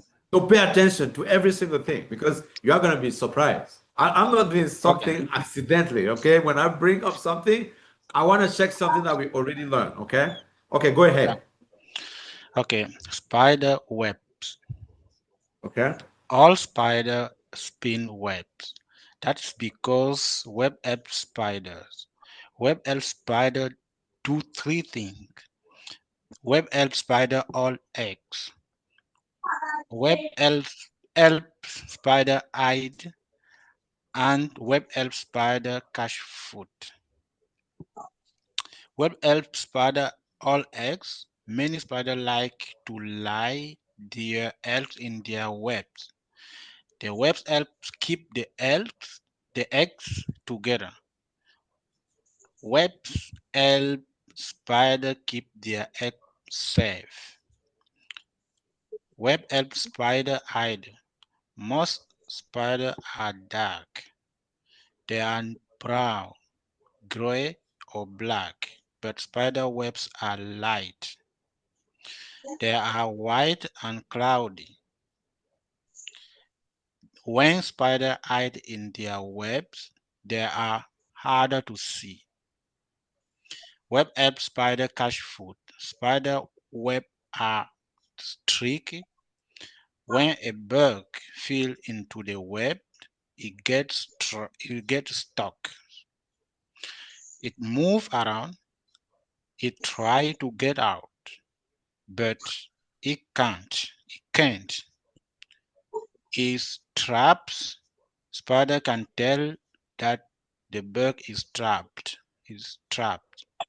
That is because spider feel the web move, and the spider is hungry. The spider goes to get the bug. As you can see, web helps spider all eggs. Web helps spider hide. Web helps spider catch food. Without web, spider will not be able to live like they do. Spider need their web to survive. Survive. Okay, good. Now, one question for you. If you have to rate yourself in terms of pronunciation in the scale of 0 to 10, what scale are you going to give yourself? I don't know. I can't rate myself. Maybe other person can rate. Make your own. I mean, for me, it's good. What you did is good. Like, I was able to hear you and listen to what you said, but it's not perfect. Okay. Of course, it's not perfect, but I don't think I can rate myself. Maybe other person. No, you can. No. You can. What I'm doing here, I'm trying to make you be able to make your own assessment, right? Like when you do something, you should be able to scale yourself. From 0 to 10, I will give 8/10. You can give yourself 8 to 10? Yes. Since I am like not a lenient teacher, I'm going to give you 7 to 10. 7/10. Okay. But that's already good. Okay. Now, where do you think, in terms of making your own assessment, where do you think would be the mistakes that you are making during your reading? Because I want your pitch to be perfect. Like when you are speaking, when you are reading, a native speaker should be able to listen to you and get everything that you just said. So why do you think that instead of giving you a straight 10, I gave you a 7? What do you think? I didn't respect all the rule of pronunciation. Okay. Like syllables, or sometimes I just read like I just say the word like I know, not respecting the rule. That's okay. Some of the major problems that most of you will have are the endings. Okay, the endings in English. So like when you say food, I couldn't hear it. You say something like food. I didn't hear food. You see the point? Yes. Food is a long vowel, right? We told you last time that food is a long vowel. So I want you to be able to stress on the length of the vowels whenever you see them. I also want you to be able to put an emphasis on the stress patterns and also follow the intonational patterns so that whatever you are reading is natural. People hear you and go like, yes, I heard what she's saying. This is wonderful, etc., etc. Does that make sense? Yes. Okay, so that's what we are going to do for the rest of the class. I'm going to pull out like different tests and we should be able to read it. I'm not going to go into the questions. I just want you to be able to pick up what I'm trying to do here. Okay, let me read as a phonetician, right? And then we listen to what you just read and see the difference. I may not be 10, but I'm going to be closer. I'm going to try my best to read in a way that if you were a native speaker, you should be able to catch up what I just said, okay? So this is what you are going to do, okay? Spider webs, because there is a Z at the end. Spider webs, okay? Webs. Now, all spiders spin webs. That is because webs help spiders. Webs help spiders do 3 things with Z at the end. Things. Webs help spiders hold eggs with Z at the end. Now, webs help spiders hide. And webs help spiders catch food. Webs help spiders hold eggs. Eggs with Z at the end. Many spiders like to lay their eggs in their webs with Z at the end. The webs helps keep the eggs together. Webs help spiders keep their eggs safe. Webs help spiders hide. Most spiders are dark. They are brown, gray, or black. But spider webs are light. They are white and cloudy. When spiders hide in their webs, they are harder to see. Webs help spiders catch food. Spider webs are sticky. When a bird flies into the web, it gets stuck. It moves around. It tries to get out, but it can't. It is trapped. Spiders can tell that the bird is trapped. That is because spiders feel the web move, and the spider is hungry. The spider goes to the bird. As you can see, webs help spider hold eggs. Webs help spider hide, and webs help spiders catch food. Without webs, spider would not be able to live like they do. Spiders need their webs to survive. Okay? Now, do you see the difference between the way I'm reading and the way you guys are reading? All the rules are there because the B before the S will create the Z right after B. S becomes Z after B or something like that. So that's the difference between someone who speaks English because he learned it based on the pronunciation, based on the intonational patterns, based on the stress patterns, based on the rhythm. That's the difference. And this is what I was trying to teach you before we get into the practice in a reading comprehension and test assessment test. Does that make sense? Any questions? Est-ce que vous avez compris ce qu'on vient de faire là? Yeah, it's clear now. Okay. Does that really make sense? Yes. Thank you. Okay. Now, si je vous demande de me résumer en une phrase le sens du texte que nous venons de lire, il s'agit de quoi? Si vous avez compris maintenant la compréhension, après avoir lu le texte, English il or s'agit de quoi? Can I say in English or in French? In French, you could say that in French. Ok, le texte parle des toiles d'araignée. Il est les araignées à faire trois choses: se cacher, cacher leurs œufs et puis cacher leur nourriture. Leur proie. Exactement. C'est tout ce que je veux. Ce que tu viens de faire en français là, c'est exactement l'objectif du cours que nous sommes en train de faire. Que quelqu'un lise un texte en anglais et que tu comprennes tout et que tu sois capable de traduire ça en une phrase. C'est le travail qu'on est en train de faire ici. Et que maintenant, si tu veux reprendre ça, tu reprends ça en tes propres termes. Et en des termes simples, le genre que le peu de mots que tu as retenus là, tu peux les agencer en un style simple. Et là, ça veut dire que tu as réussi à parler la langue française ou la langue anglaise sans effort. C'est tout ce qu'on est en train de faire ici. Okay? So, the task that we have here in front of us is very simple. We have here read theory, and we want to be able to read a text, make a sense of it, make a summary, and then understand what is going on in the text. If you have any questions, you could ask me, but this is exactly what we are trying to do right here. Any questions?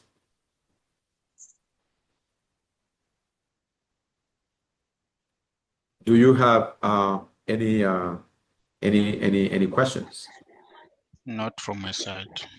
Okay, let me pull out another interesting test so that you guys can read it.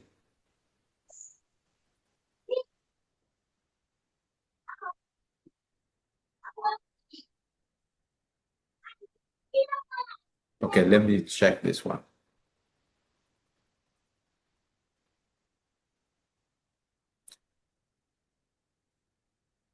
Okay, this one is going to be a little advanced. Okay. I'm going to share it just like I did before. making sure that you guys are. So I shared it. Okay, we have a test here. The relationship between my mother, sister, and me have been cold and inimical for as long as I could remember. Okay, so the test itself is dreams. Who wants to try to read this test for us? And then But me. Okay, go ahead. I can try. Okay, that's good. Dreams. Dreams. The relationship between my mother, sister, and me had been cold and inimical for as long as I could remember. To me, my mother was irrational, erring, outful, investive. For the slightest infraction, don't matter.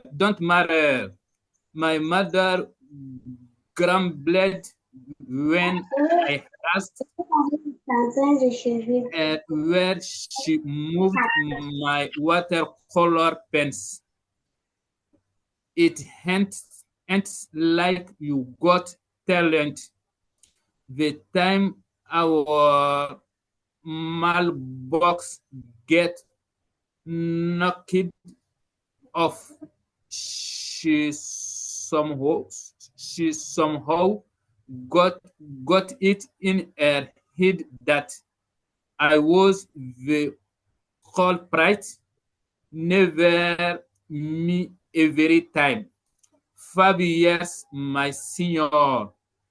Tammy seemed not to have a brain in her head. She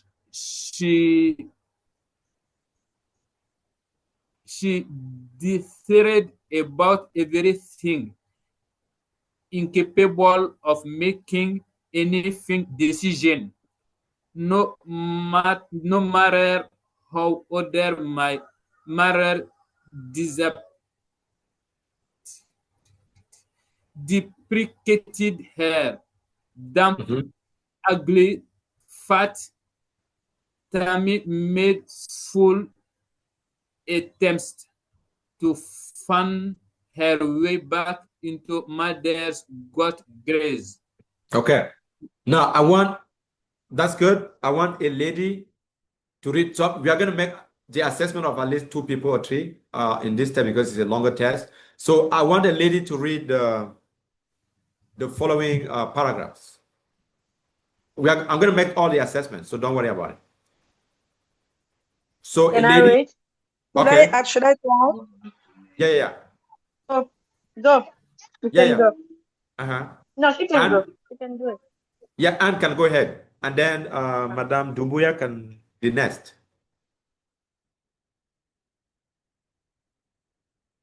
So Anne can read.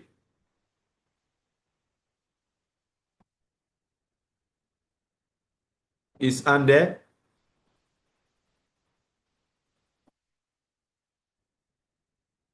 I think her connection is gone. Okay, Madame Doumbouya, you could go ahead. Thank you. My father would pontificate. You there are more alike than you know. In April of 2000, my mother kicked us both out of the house. Dad has been exiled many years before. After that, my sister and I went our separate ways. It was then that I began having recurring dreams. In one, I'm running to catch up with a woman. Each time I get near, I trip and fall. Another woman, smiling and shouting my name, comes with great alacrity and offers her hand. But when I reach to grab it, she disappears. In Okay. another, Yeah, go ahead. in another, a female processor hands me a test. Although I was spent hours studying for it, I know none of the answers. The processor derides me for poor performance. I walked while she relays my ignorance to the class with comic hilarity. Okay, that's good. That's very good. The next person, Anne, can go ahead and finish the rest of the test. I'm going to make the assessment of 3 of you at the same time. So, Anne, can you go ahead? Ok, désolé, je peux lire, mais je ne suivais pas au fait parce que ma connexion était bizarre. C'est où, s'il vous plaît? Hein? Ma connexion était bizarre. Je ne sais pas c'est quel paragraphe elle est. Je peux lire, mais je ne Non, connais pas c'est la ici. J'ai mis le pointeur là-dessus. These dreams. Ok. Ok. Ici, là. Ça, c'est le pointeur que j'ai mis These ici. dreams were not hard to understand. In fact, it was just the opposite. They were pellucid. Okay, they Go were ahead. pellucid. I'm not going to correct anything now. Just after. Okay. Okay. Go ahead. They were pellucid and absent any knowledge of dream interpretation. I was still able to devise the significance. I knew that they both reflected the pugnacious relationship I share with my mother and my sister. However, there was one dream I could never quite whatever there was one dream I could never quite construe. I bite into an apple, almighty fall out. I had this dream far more than any of the others. Years later, in an effort to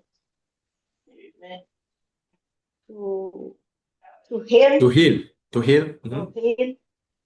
Okay. Years later, in her effort to heal our fractious relationship, Mom, Tommy, and I elected to go to counseling together. After several sessions, I told my dream about tea tumbling out of my head. My God, Crystal, say my mother, I have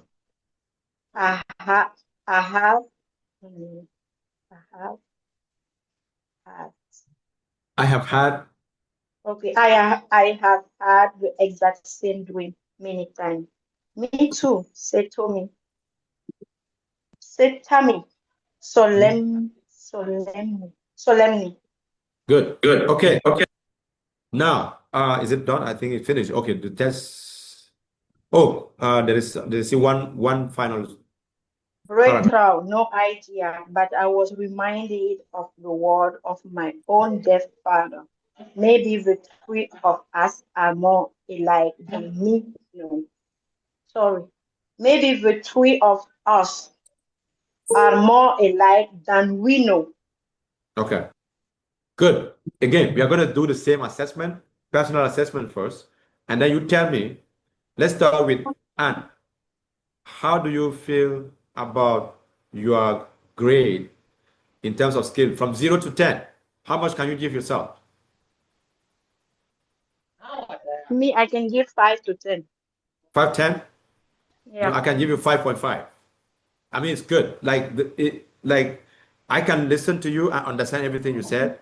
There is no comprehension barrier in terms of what you said, but you still have to work on your mistakes to make sure that we are on the same page in terms of timing, phrasing, stress pattern, intonation, rhythm, etc. So that's what I'm trying to work on. And this is why it's good. You see that I am encouraging you to speak. I listen to you, you make your assessment, and then you correct. We correct together. And that will jump your ability to read and make you be able to read correctly. And that's how you're going to improve all the time. Does that make sense? And that's very good. That's already good. Okay, what about Madame Dubuya? 5. Yeah, from 0 to 10. How can you grade yourself? 5. Huh? 5. 5? Okay, 5 to 10. That's fair. That's very good. What about Mr. Silla? 0 to 10. How could you grade yourself? Mr. Silla, 4 to 10. 4 to 10. Okay, that's good. Why do you grade yourself poorly? What do you think? Because I know my reading is bad. My reading so the is rhythm. bad, Okay, that's good. Now let me make the assessment of each of you. Okay, for Silla, for Mr. Silla, the problem that you have is that you are counting the syllables, and when you do that, it doesn't sound natural to native speakers, and then it slows down the rhythm and the intonation. It's not going to be the same intonation with English. So your intonation sound like French, exactly, which is a language interference that will make understanding difficult after you are reading. That's where we need to work together to be able to provide you with the right intonational patterns that sound like English. Okay, another problem is the pronunciation of certain expressions. When you pronounce them, you count the syllables. We don't count the syllable when you read, okay? We want to be able to provide like the right, or to render the right syllabification process, the stress pattern is correct, and then also the rhythm, so that you provide intonational patterns that make sense in the context of the native speaker. So that's a problem. Okay, now for Madame Dubuya, it was good, but you still have to make sure that you read every word correctly. Like sometimes you wait and you feel like you jump ahead and then you don't finish the right pronunciation, and that cut off the international pattern, and people will not understand what you said. But when you read it carefully, it's good. People can understand what you're saying, which is very good. Now, Larissa not Larissa. The last reader was, let me check. Why did I forget that? Who was the last person to speak? Sometimes very bad with the memory. La dernière personne à parler, c'était Anne. C'était Anne, n'est-ce pas? Oui, c'était moi. Oh, voilà, c'était Anne. Okay. Donc, the last person to read was Anne, and that was also good. The only problem is still the intonation. So the problem is that, okay, when you guys read, I'm listening to you like a computer, right? Any minor mispronunciation would eke my ear because I am a phonetician. So whenever you speak, I scan everything. I listen to you very carefully. And that's where we want to be able to work together so that we could be able to render the test as naturally as possible in a way that when you read, the kids around you can be able to understand what you're saying. So one exercise that you guys can do to improve is that if you have kids who go to school, read with them during the night, all the time. That will improve your reading comprehension skills, and that would be very good for you. Okay, let me read the whole test for the whole class so that you see exactly what I was talking about. Okay, dreams.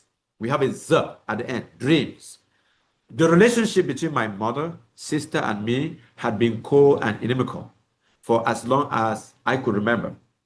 To me, my mother was irrational, hurling hurtful invectives for the slightest infraction. Don't matter.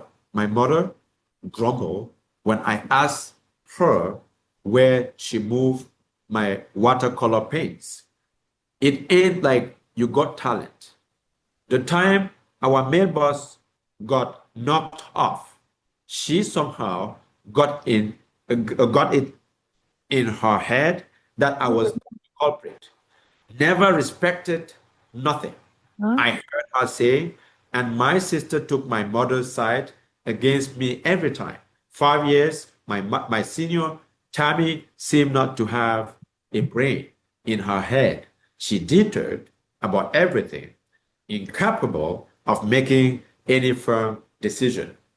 No matter how often my mother deprecated her, dumb, ugly, fat, Tammy made still attempts to find her way back into mother's good graces.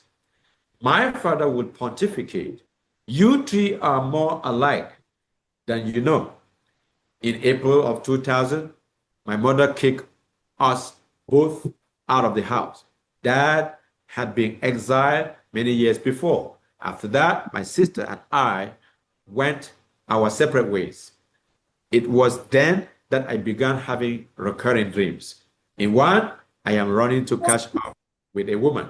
Each time I get near, I trip and fall. Another woman, smiling and shouting my name, comes with great alacrity and offers her hand. But when I reach to grab it, she disappears. In another, a female professor hands me a test. Although I haven't spent hours studying for it, I know none of the answers. The professor derides me for my poor performance. I watch while she relays my ignorance to the class with comic hilarity. These dreams were not hard to understand. In fact, it was just the opposite. They were delicate and absent any knowledge of dream interpretation. I was still able to devise their significance. I knew that they both reflected the pugnacious relationship I share with my mother and sister. However, there was one dream I could never quite construct. I bite into an apple, all my teeth fall out. I had this dream far more than any of the others. Years later, in an effort to heal our fractious relationship, Mom, Tammy, and I elected to go to counseling together. After several sessions, I told my dream about teeth tumbling out of my head. "My God, Crystal," said my mother, "I have had the exact same dream many times." "Me too," said Tammy solemnly. Breakthrough? No idea. But I was reminded of the words of my now dead father. Maybe the three of us are more alike than we know. So that's the end of the text. Okay?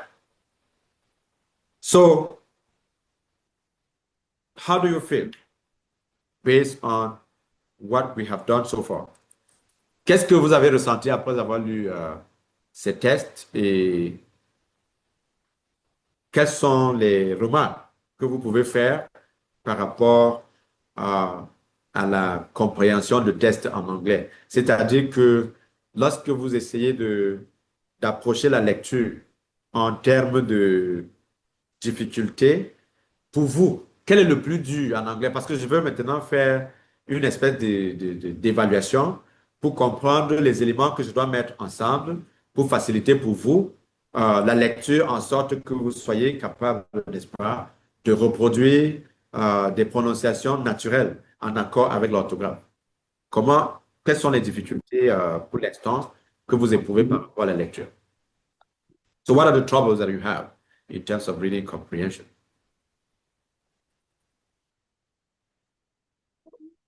Allô? Yeah. Pour la lecture, j'aimerais que quand la quoi, là, on m'a passé un peu, quoi. Si la personne prononce une phrase que tu dessus, quoi, tu l'aides à régler la phrase, tu l'aides à bien, tu l'aides à bien prononcer cette phrase, quoi. C'est ce que je vois un peu, quoi. Voilà. Exemple, si la personne lit une phrase, il lit une phrase que c'est pas. Si la personne n'arrive pas à bien prononcer, tu l'aides à prononcer, quoi, et puis on avance, et puis ça va. C'est ce que je vois un peu, quoi. Regarde, ce qu'on fait, aujourd'hui, je faisais juste l'assessment, right? L'assessment, c'est tu écoutes, tu écoutes ok. l'apprenant sans l'interrompre. Tu comprends? Pour Ah, voir ok, ok. Ok, je naturellement comprends. tous les éléments de manière globale. Tu comprends, non? Avant de Ah, ok, ok. pouvoir Je comprends. faire Je les comprends. Ouais, je comprends, je corrections. comprends. Si tu lis Ouais, je un mot, comprends. Non, non. je corrige, tu lis un mot, je corrige, ça va te décourager. Tu vois? Donc, je Ah, te oui. laisse lire entièrement un paragraphe et je Oui, garde oui. les informations par rapport aux erreurs qu'il faut corriger. Ah, Et ok, maintenant, je te ok, ça demande marche. de me donner une idée de ce que tu penses avoir fait. Et quand tu me donnes, j'essaie de juger l'exemplarité, n'est-ce pas, de Ah, ta ok, ok. conscience par rapport aux erreurs. Et je te donne Ok, ok. maintenant la note par Ok, rapport je vois. à Ah, l'évaluation. Tu vois? ok, Et oui, je vois. après, je lis entièrement de manière fidèle pour que tu remarques toi-même les erreurs où tu as rencontré. Ça, Oui, c'est oui, des ok, exercices ça qu'on marche. doit faire ensemble. Ça Tu marche. comprends? Non, ça Donc, marche, je comprends. so there is like Ça marche. a four-way conversation going on around the test. You read, you make your assessment, you give the grade that you have, and then I read and make the assessment of everything and tell you exactly where you have to reinforce whatever rules need to be reinforced. That's what we are doing right now, okay? And I think it's very productive. It makes you self-evaluate. It also makes you aware of the kind of errors that you need not to do. And that will improve your spoken version of the language. And it's also going to trigger your curiosity about the test that you need to read. And that would be very productive. That's what we do together. Okay? That's good. That's a very good take on that. Now, est-ce que quelqu'un a d'autres remarques? Je veux juste prendre votre impression par rapport à la lecture. Quelles sont vos craintes? Quelles sont vos difficultés?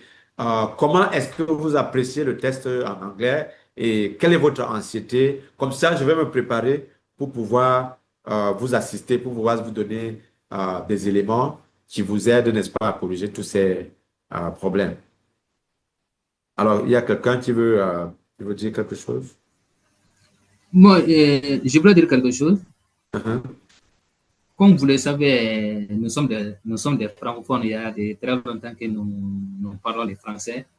Uh-huh. Souvent, si nous parlons l'anglais, si nous lisons les textes en anglais, comme vous l'avez si bien remarqué, vous sentez l'influence de la langue et de la prononciation française. Maintenant, je sais qu'avec vous, nous sommes devant un spécialiste qui serait comment trouver des solutions idoines afin de nous aider à arriver à mieux s'exprimer et aussi à mieux lire les textes en anglais. Sinon, moi, personnellement, je sais que quand je lis vraiment, on sent vraiment l'influence. Je lis comme je suis en train de lire un texte en français et pourtant, c'est un texte en anglais. J'ai ce problème-là maintenant.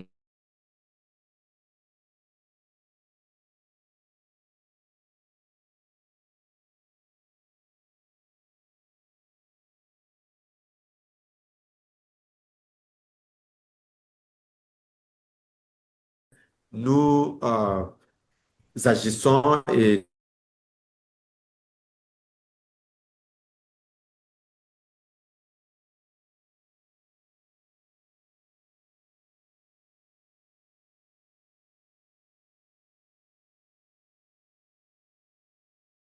dans ce qu'on est en train de faire ensemble. Moi, je parle le français. Donc, quand tu parles et que tu veux transiter du français à l'anglais, je comprends toutes les difficultés que tu peux avoir. Et par anticipation, j'ai des solutions. Parce que je parle le français comme ma langue maternelle. Je parle également l'anglais comme ma langue maternelle. Tout ce que je veux vous apprendre à un moment précis, ce sont les comportements psychologiques qu'il faut adopter pour transiter des automatismes de la langue française aux automatismes de la langue anglaise. Je vais vous donner quelques exemples. OK, en français, on dit observation. Je veux juste vous donner des éléments qu'on va utiliser ensemble pour changer votre façon de prononcer les mots en anglais. OK, en français, on dit observation, c'est ça? Yes. OK. Qui peut me reproduire observation en anglais? Observation. Non. Observation. Non. Et tu as gardé le S qui n'existe pas. Ah oui. On dit observation. On dit observation. Observation. Observation. Prononcez comme moi. Je dis bien observation. Observation. Observation. Okay. Observation. Non, pas observation. Observation. Observation. Observation. Observation. Observation. OK. Observation. Quand tu prends Observation. observation et observation, est-ce que c'est la même chose? Non, non, non, non, non. Je vais vous Yeah. démontrer quelque chose de pertinent en anglais, contrairement au français. OK.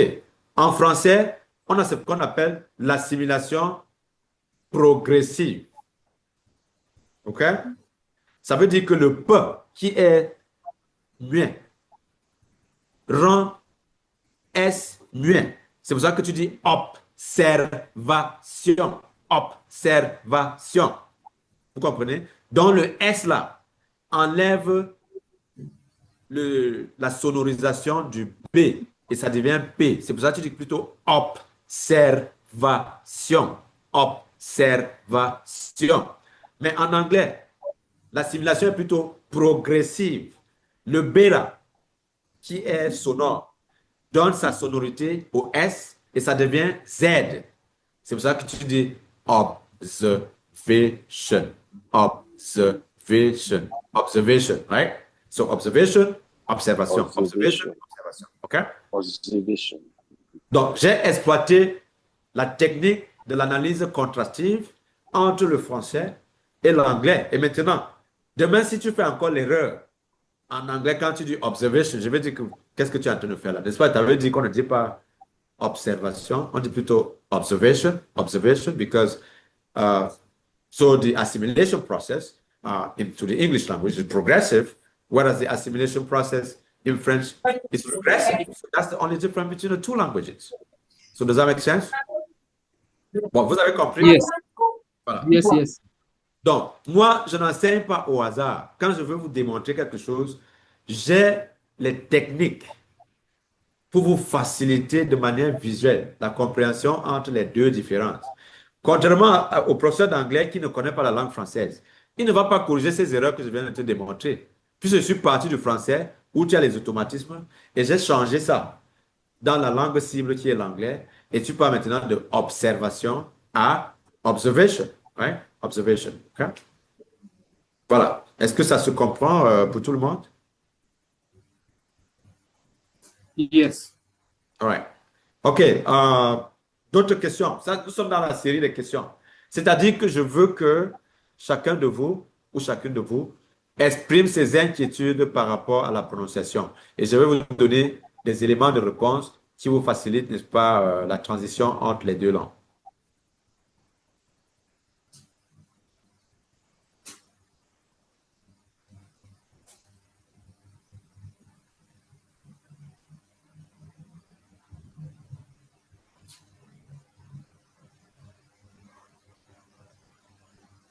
Hein? Madame Larissa, une question?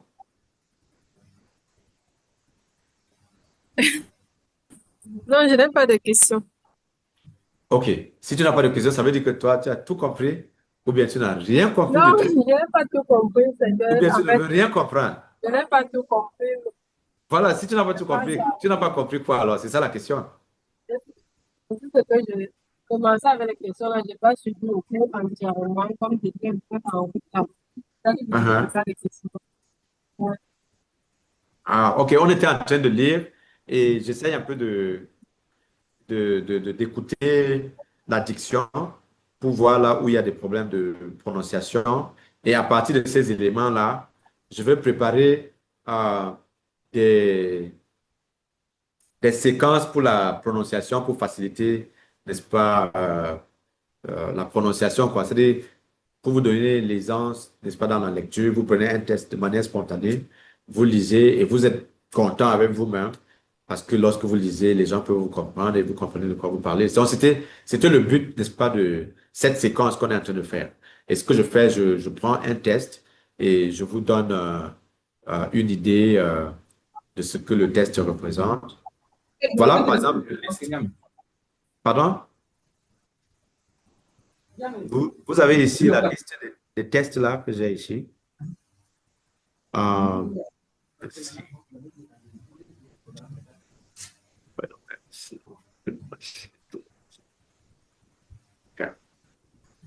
va ici.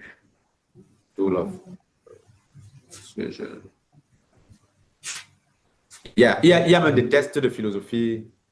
Donc, ce que je veux vous garantir, au fur et à mesure que votre niveau va augmenter, je vais vous apporter des tests qui vont vous plaire. Si vous voulez les tests de philosophie, je peux vous donner ça. Si vous voulez me chanter comme Maria Carey, whatever, on va vous donner tout ça. L'essentiel, c'est de vous mettre à l'aise avec tout ce qu'il y a de tests, d'analyse, et ça va vous aider vraiment à mieux vous en sortir.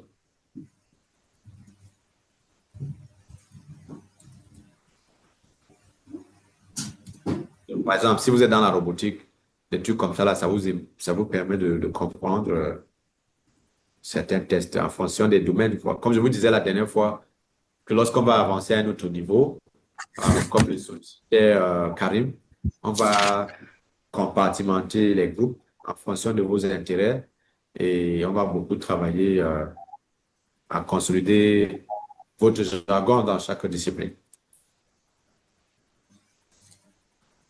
OK?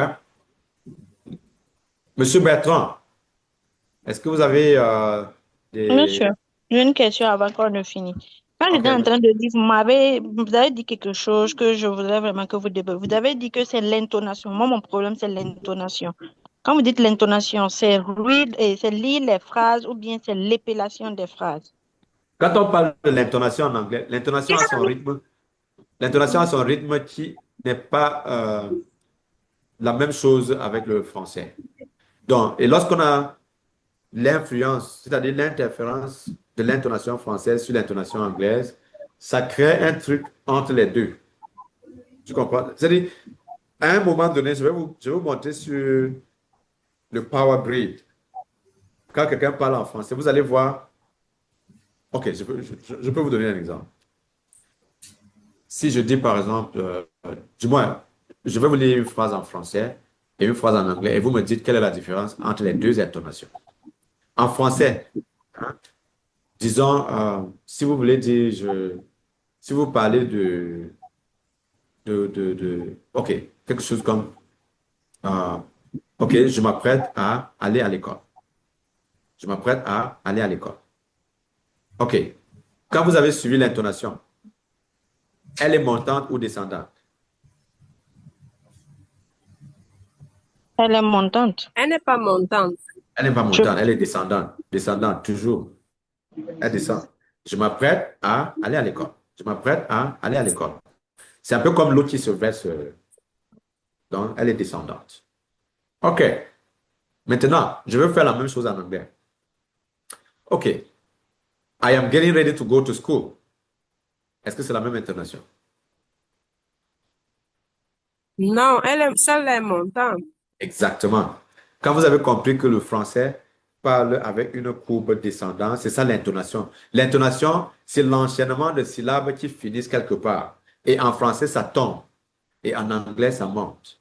Vous avez vu la différence? OK. C'est ça la différence. Donc, vous, quand vous lisez, vous ne vous écoutez pas parce que vous n'avez pas les techniques de lecture d'intonation, de variation, de stress, l'accent, le rythme et tout, n'est-ce pas? Or, moi, je lis ça, quand vous parlez, moi, je lis ça sur des courbes. C'est-à-dire, même comme je suis devant l'ordinateur, dans ma tête, là, quand je vous suis, je vois les courbes, si ça descend ou si ça monte. C'est-à-dire que je suis votre rythme, votre intonation, et c'est ça qui fait la différence entre ce que je fais et ce que les autres font. Parce que je tiens compte non seulement de la prononciation, je tiens également compte du sens et je peux anticiper sur certaines erreurs et je corrige ça en même temps. Ce qui fait qu'après une session, vous allez gagner beaucoup d'éléments en termes d'information autour de la langue. Non seulement dans votre langue maternelle, mais aussi dans la langue anglaise. Or, c'est une question d'adaptation.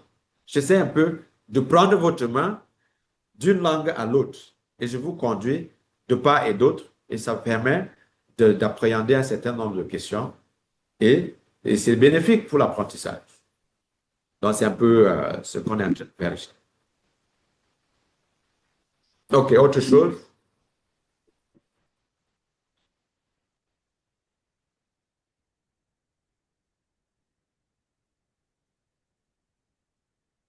Ok, merci.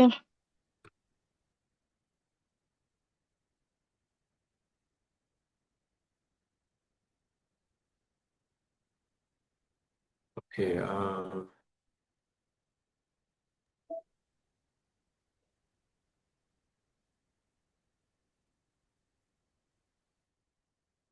Donc, vous avez d'autres questions? Oh, shit. Je dis pour la lecture là, pour moi, j'espère que ça ira parce que parfois j'ai un texte devant moi, je comprends ce que ça veut dire. Mais Uh-huh. lire ça pour que la personne qui est en face de moi comprenne ça, j'ai une peur en fait de comment la personne va recevoir le message. Uh-huh. Donc, en fait, la lecture, ce que je recommande souvent, c'est juste le fait de prendre du temps pour lire au moins 30 minutes par jour en anglais. Imaginez un peu 10 jours. Après 10 jours, vous avez lu quelque chose de 30 minutes. Vous imaginez un peu ce que ça vous fait? C'est 300 minutes, 10 jours, n'est-ce pas? Et du coup, c'est beaucoup. OK, je vais faire quelque chose qu'on n'a pas encore eu à faire avant qu'on ne finisse la session d'aujourd'hui. OK?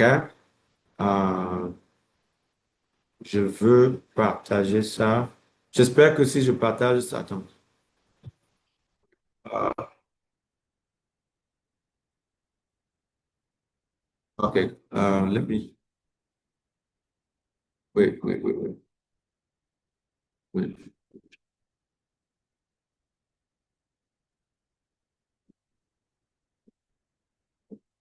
Est-ce que ça passe chez tout le monde?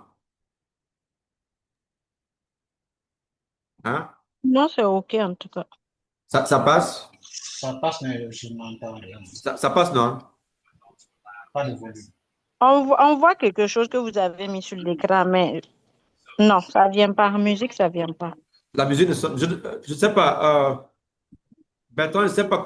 Est-ce que tu peux m'aider avec les sons là? Je voulais montrer quelque chose là. Attends. Donc, vous ne suivez rien du tout. Non, on voit juste des images. Attends. Attends. Okay, I'm gonna stop sharing this. Attends. Et il y a des voix, mais c'est trop bas. Ok, attends. Attends. Euh, let me,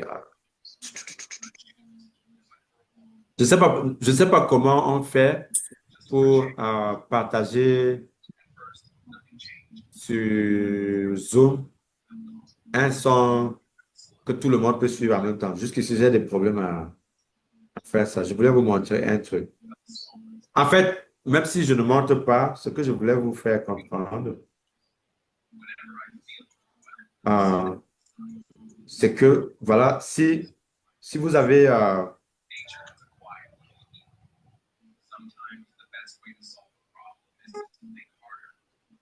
je ne sais pas si avec mon téléphone, vous allez suivre. Est-ce que ça passe? Je ne sais pas si ça va passer.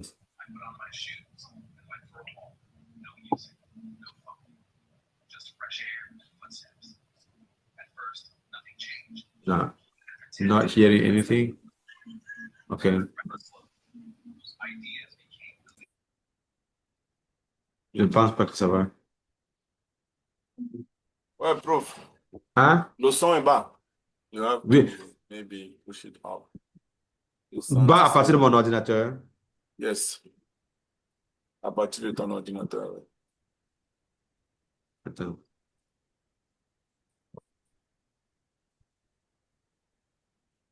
À défaut, si tu veux, tu m'envoies le lien, je peux partager. Et mettre le son. Attends. OK. Je voulais. Attends. Je vais t'envoyer ça. Je je veux juste passer un truc là. Tu veux que tu envoies par où? Oui, tu peux m'envoyer n'importe où, même dans le chat au hasard. Je peux partager. Ok. Je peux t'envoyer ici le trafic. Je peux t'envoyer ça même dans. Je t'ai envoyé dans Ok, le. ça marche. Je veux que tout le monde suive et après, on va se poser les questions là-dessus et je vais vous expliquer pourquoi c'est important.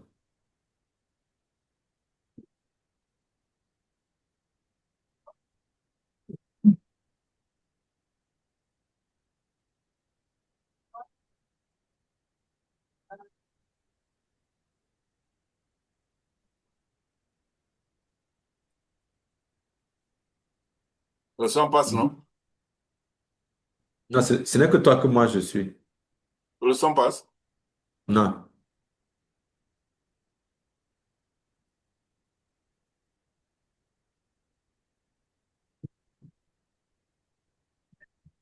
Je ne sais pas pourquoi l'option là ne marche pas bien.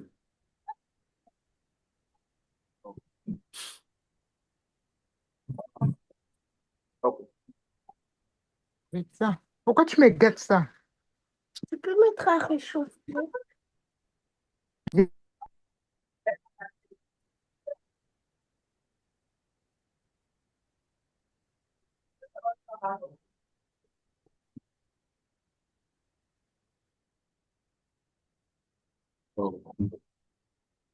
Une minute un peu.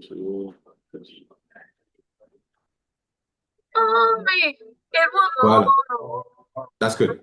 Donc, tu reprends au début. Si tu peux reprendre au début, c'est bon.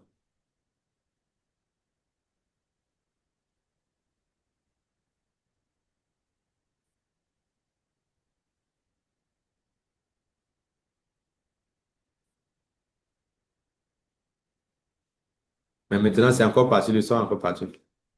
Ah bon? Voilà, c'est bon maintenant.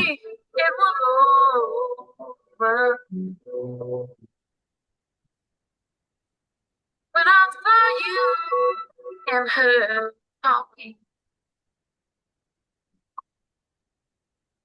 something deep down in my soul started cry, girl.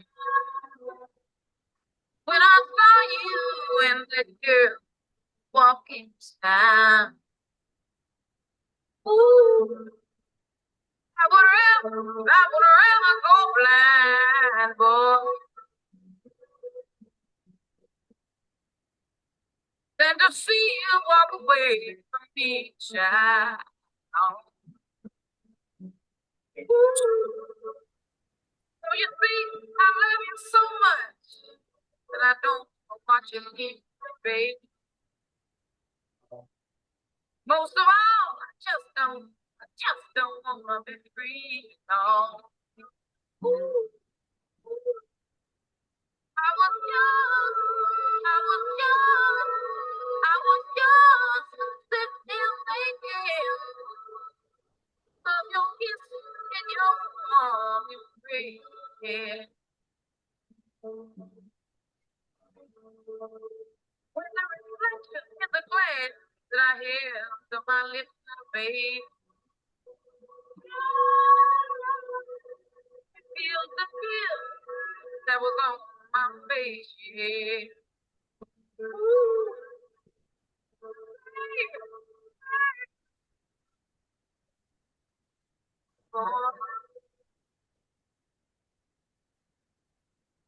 And I see you walk away from me, yeah.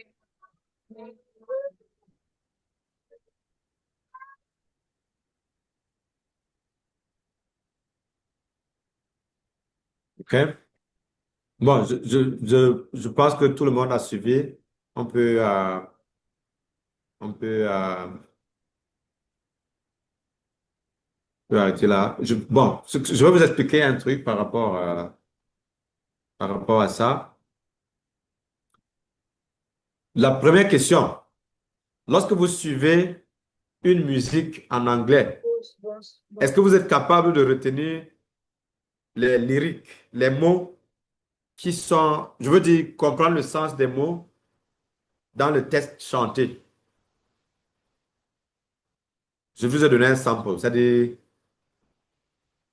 quelqu'un a chanté en anglais, c'est une vieille chanson, et si on vous demande, est-ce que vous avez retenu quelques mots dans cette chanson-là? Vous allez dire quoi?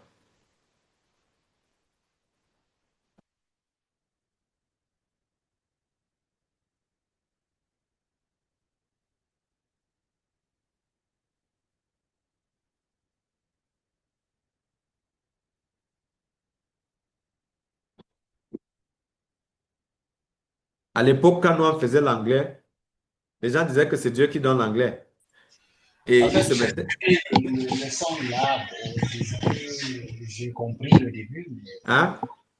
J'ai compris le début, mais quand elle continue à chanter, là, je comprends plus rien, quoi. Voilà.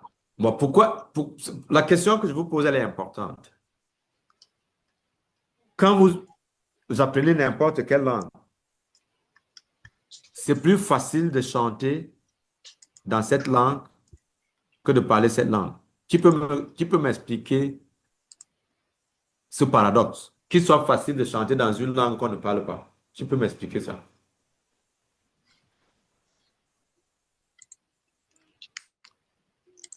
Bon, pour ma part, je pense que le son ou bien la musique a quelque chose de particulier. Ça crée, en fait,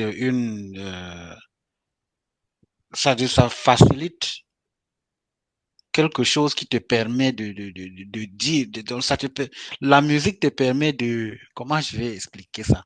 Ça veut dire, il y a une émotion, quoi, surtout quand c'est une musique que tu vas, mais ça déclenche une émotion et ça te plonge dans une sorte de concentration extrême qui te fait Il y a chanter. l'harmonie. Voilà, il y a cette Ça te berce comme un bébé. Exactly. Quelque chose comme ça. Tu es sur la bonne voie, mais pourquoi la langue ne te berce pas comme un bébé? On t'a pas raconté les histoires quand tu étais bébé au lit? Oui, bon, ok, Fadi, c'est ton temps, quoi. Tu es en train de parler. Il y a les sons, il y a les récitations. Tu te rappelles de nos récitations quand on allait à l'école primaire? La cigale et la fourmi, hein? Le laboureur et ses enfants. Et les Vous vous fables, rappelez là, oui, ça crée cette les fables de émotion. La Fontaine, n'est-ce pas? Ouais, Tu peux ça crée réciter cette ça. Tu émotion peux et réciter puis ça. ça Maintenant, on te crée demande d'expliquer, ça devient un problème. ouais. C'est-à-dire, il y À a côté, l'harmonie, il y a exactement. l'articulation et tout ça, ça permet quand même Voilà. Même l'hymne national du Cameroun, là, il y a des gens qui chantent, mais qui ne peuvent pas réciter. Ouais.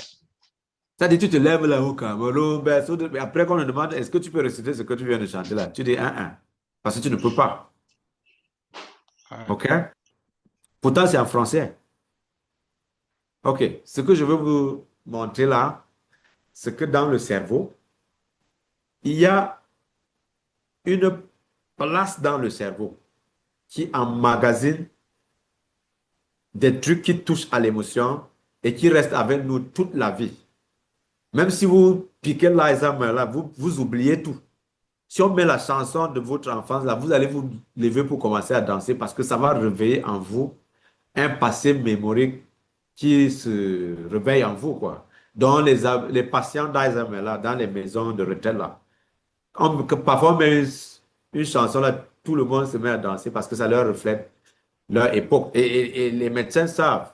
S'ils sont nés dans les années 35 ou 40, on prend les musiques populaires de cette époque-là et on met et ça réveille leur cerveau, ça les rajeunit, ça les ramène à leur prime enfance, ça leur rappelle des choses émotionnelles. Il y en a qui pleurent et tout et tout. C'est ce que la chanson ou les récitations ou les poèmes ont comme effet dans le cerveau. C'est pour cela que si vous apprenez une langue, ne négligez pas les sons, ne négligez pas les poèmes, ne négligez pas les récitations, parce que c'est ça qui constitue les fondements, n'est-ce pas, de l'acquisition de cette langue-là dans son aspect esthétique. Vous comprenez? C'est très important. Maintenant, pour ceux qui veulent juste parler l'anglais ordinaire, c'est plus facile de retenir ces tests qu'on appelle les tests électifs que de retenir ce qui est comme les ordures, qui viennent un peu en désordre et qu'on ne peut pas les classer. Donc, c'est pour cela que la prose est plus difficile, n'est-ce pas, de retenir que la poésie et les chansons. Voilà juste la conclusion par rapport aux autres. C'est pour dire que pour ceux qui prennent ces cours d'anglais, la prochaine fois que vous revenez, prenez même 2 jours et écoutez seulement les rock and roll, les country, les country music des États-Unis. Vous allez apprendre beaucoup de choses. OK? Vous connaissez ce qu'on appelle les country music? Les musiques du sud des États-Unis. Vous allez apprendre beaucoup de choses. Et ça va vous acclimater à l'environnement nostalgique de l'acquisition de la langue anglaise et ça vous rapproche très bien du milieu dans lequel vous êtes en train d'apprendre l'anglais. Donc, ça, c'est ce qu'on appelle une stratégie de l'immersion dans le cadre de l'acquisition de la langue.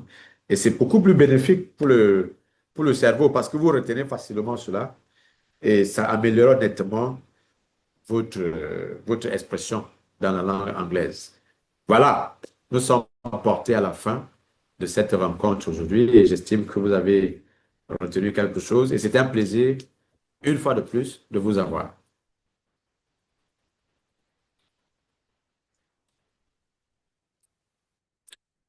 D'autres questions? Est-ce que vous avez quelques questions avant qu'on ne se sépare?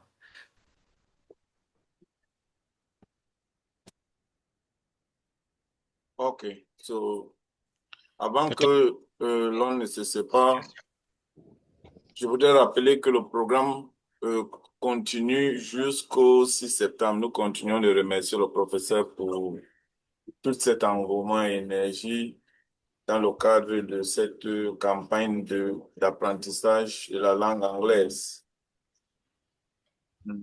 Ce n'est pas toujours très facile de donner tout un samedi 3 heures de temps, surtout en cette période pour du bénévolat, parce que c'est du bénévolat. Nous continuons de remercier ceux qui prennent de leur temps pour encourager cet effort, parce que, comme on ne cesse de le dire, c'est une opportunité à nul autre pareil. Yeah, je veux juste partager un autre aspect. Ce qu'on est en train de faire là, je suis sûr que dans 2 ans ou 3 ans, vous allez revenir. Mais cette fois-là, vous gagnez de l'argent. Je vais vous expliquer ce qui va se passer. Parce que moi, je suis dans une option futuriste. Vous savez, on se croise comme ça à un moment donné de notre vie. On se connaît et on s'établit des liens, des rapports très cordiaux et voilà. Ce que je suis en train de dire, c'est quoi? Je suis quelqu'un de très optimiste, avec une vision positive d'un monde idéal où tout se passe naturellement dans le meilleur des mondes possibles. Mais mon domaine de prédilection, c'est l'éducation, que j'aime avec passion. Je veux être de ces leaders-là qui facilitent l'éducation gratuite. Et cette fois-là, en ligne, de manière planétaire. Donc, ce que nous sommes en train de faire là, c'est la phase d'incubation d'une expérimentation qui va prendre les applications, les tablettes, les téléphones, tout ce que vous pouvez imaginer. Et c'est une industrie qui va rapporter beaucoup d'argent. Parce que nous sommes en train de mettre sur pied toute une équipe d'ingénieurs de son, d'ingénieurs en informatique et de linguistes qui vont réunir des langues, français, anglais et les langues africaines, dans une plateforme où vos enfants que vous accouchez aujourd'hui ne peuvent plus parler les langues africaines, pourraient revenir et trouver des enseignements dans chaque rubrique. Et cela pourrait donc aider les gens à apprendre beaucoup de choses dans différentes communautés et avec beaucoup de facilité. Donc, c'est pour ça que nous avons lancé 3 mois comme ça pour l'anglais, pour ceux qui sont en transition dans des sociétés américaines, pour faciliter votre consolidation de la langue anglaise. Donc, c'est un peu cette histoire-là. Et les 3 mois-là, ce qui est bien, nous allons revenir un jour et voir comment on a été ensemble durant l'été et qu'on a eu à gagner pas mal d'enseignements dans le domaine de la langue anglaise. Donc, c'est un peu ce qu'on est en train de faire. OK? Oui, allô? Oui, alors? Oui, je voudrais remercier le docteur Aziz Farah et Monsieur Bertrand pour tout ce que vous faites et votre temps que vous mettez à disposition. Donc, je tenais à vous remercier pour ça. Merci. Merci, merci. Nous, on te remercie. Si tu n'étais pas là, ce qu'on est en train de faire autre chose, tu vois. Donc, quand on lance un truc comme ça, c'est un plaisir, n'est-ce pas, d'avoir des participants qui sont enthousiastes, qui posent des questions, qui ne sont pas fatigués. Et ça nous encourage qu'on est dans la bonne direction et que ça va devenir quelque chose de mémorable pour tout le monde. Donc, on vous encourage de ramener des gens qui peuvent être intéressés par le concept parce que, bon, on a tout ce temps-là jusqu'en septembre et ça va vraiment aider. Après septembre, on va continuer, hein, ça ne va pas s'arrêter. En septembre, parce que là, je serai vraiment dans mon bureau à l'université. Et là, je vais vous proposer des choses, mais avec les CD et voilà, beaucoup de choses, pas mal de choses. Donc, c'est que je veux pouvoir vous donner les codes qui vous facilitent de me poser les questions. Vous pouvez, après septembre, me dire, bon, docteur Aziz, j'ai telle difficulté dans tel aspect. Est-ce que tu peux me guider par rapport à la documentation? Je t'envoie seulement les PDF, les documents PDF, les CD, les sons, les images et tout. Et si tu vas avoir une séance avec moi, et on prend rendez-vous, ainsi de suite, ainsi de suite. Bien sûr, on sera toujours avec M. Bertrand et on va pouvoir continuer avec plein de programmes. Ce n'est pas seulement le cours d'anglais qu'on fait, il y a pas mal de choses qu'on envisage de faire ensemble. C'est seulement que, bon, dans un début, il faut déjà avoir des gens qui sont intéressés par le concept, qui veulent travailler et on travaille avec eux. D'accord? Ok. Voilà. Bon, on ne va pas vous garder pour toute la soirée. Vous passez une très bonne journée et on va se reprendre la prochaine fois. All right? Oui, oui, oui. D'accord. Bon, J'ai une question pour Monsieur Bertrand. Comment ajouter quelqu'un dans le groupe, au fait? Très bonne question. Dans les liens que nous partageons par email, et il y a toujours en dessous le lien du groupe. Parce que en fin de semaine et aussi en début de semaine, nous faisons les efforts d'envoyer des reminders pour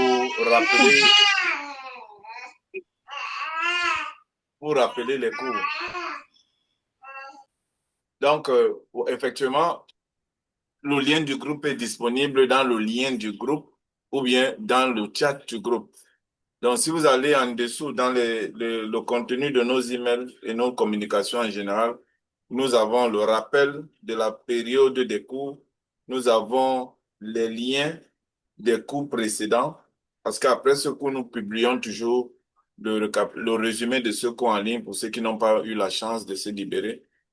Et après ce lien, on a le lien pour accéder au groupe et obtenir des informations à jour. Et c'est une très bonne opportunité pour nous de vous dire que, en plus de ce cours que nous avons la chance de partager aujourd'hui, il y en a plusieurs qui passent. Nous essayons de renforcer les capacités de notre communauté en général, s'agissant des formations, s'agissant des informations et surtout des bonnes informations. L'objectif final ici, c'est de permettre à notre communauté d'être au niveau des autres communautés, pour parler des communautés blanches, juives, asiatiques, etc. Donc, nous avons la chance d'avoir des messieurs comme le docteur Charé qui ont rapidement pris le train avec nous depuis des années. Vous pouvez constater dans des vidéos. Parce que ce programme, nous l'avons commencé une personne l'année dernière. Oui. Dans une salle et chaque samedi, des cours étaient donnés par un pléthore d'instructeurs venant de presque tous les horizons. Donc, il faut toujours prendre avantage à ça. On essaye. Ce n'est pas facile. C'est pas facile. Ouais. Tenir un professeur comme ça tout au long des vacances, pendant l'été, où tout le monde est dehors pour d'autres choses, de disposer de son temps. Donc, prenez le temps de lire des contenus dans le groupe. Il y a plusieurs autres choses que nous proposons. Voilà. All right. On se prend au téléphone. OK. OK. Bonne soirée à tout le monde. Bonne soirée à tout le monde et à bientôt. À samedi le 26. À bientôt.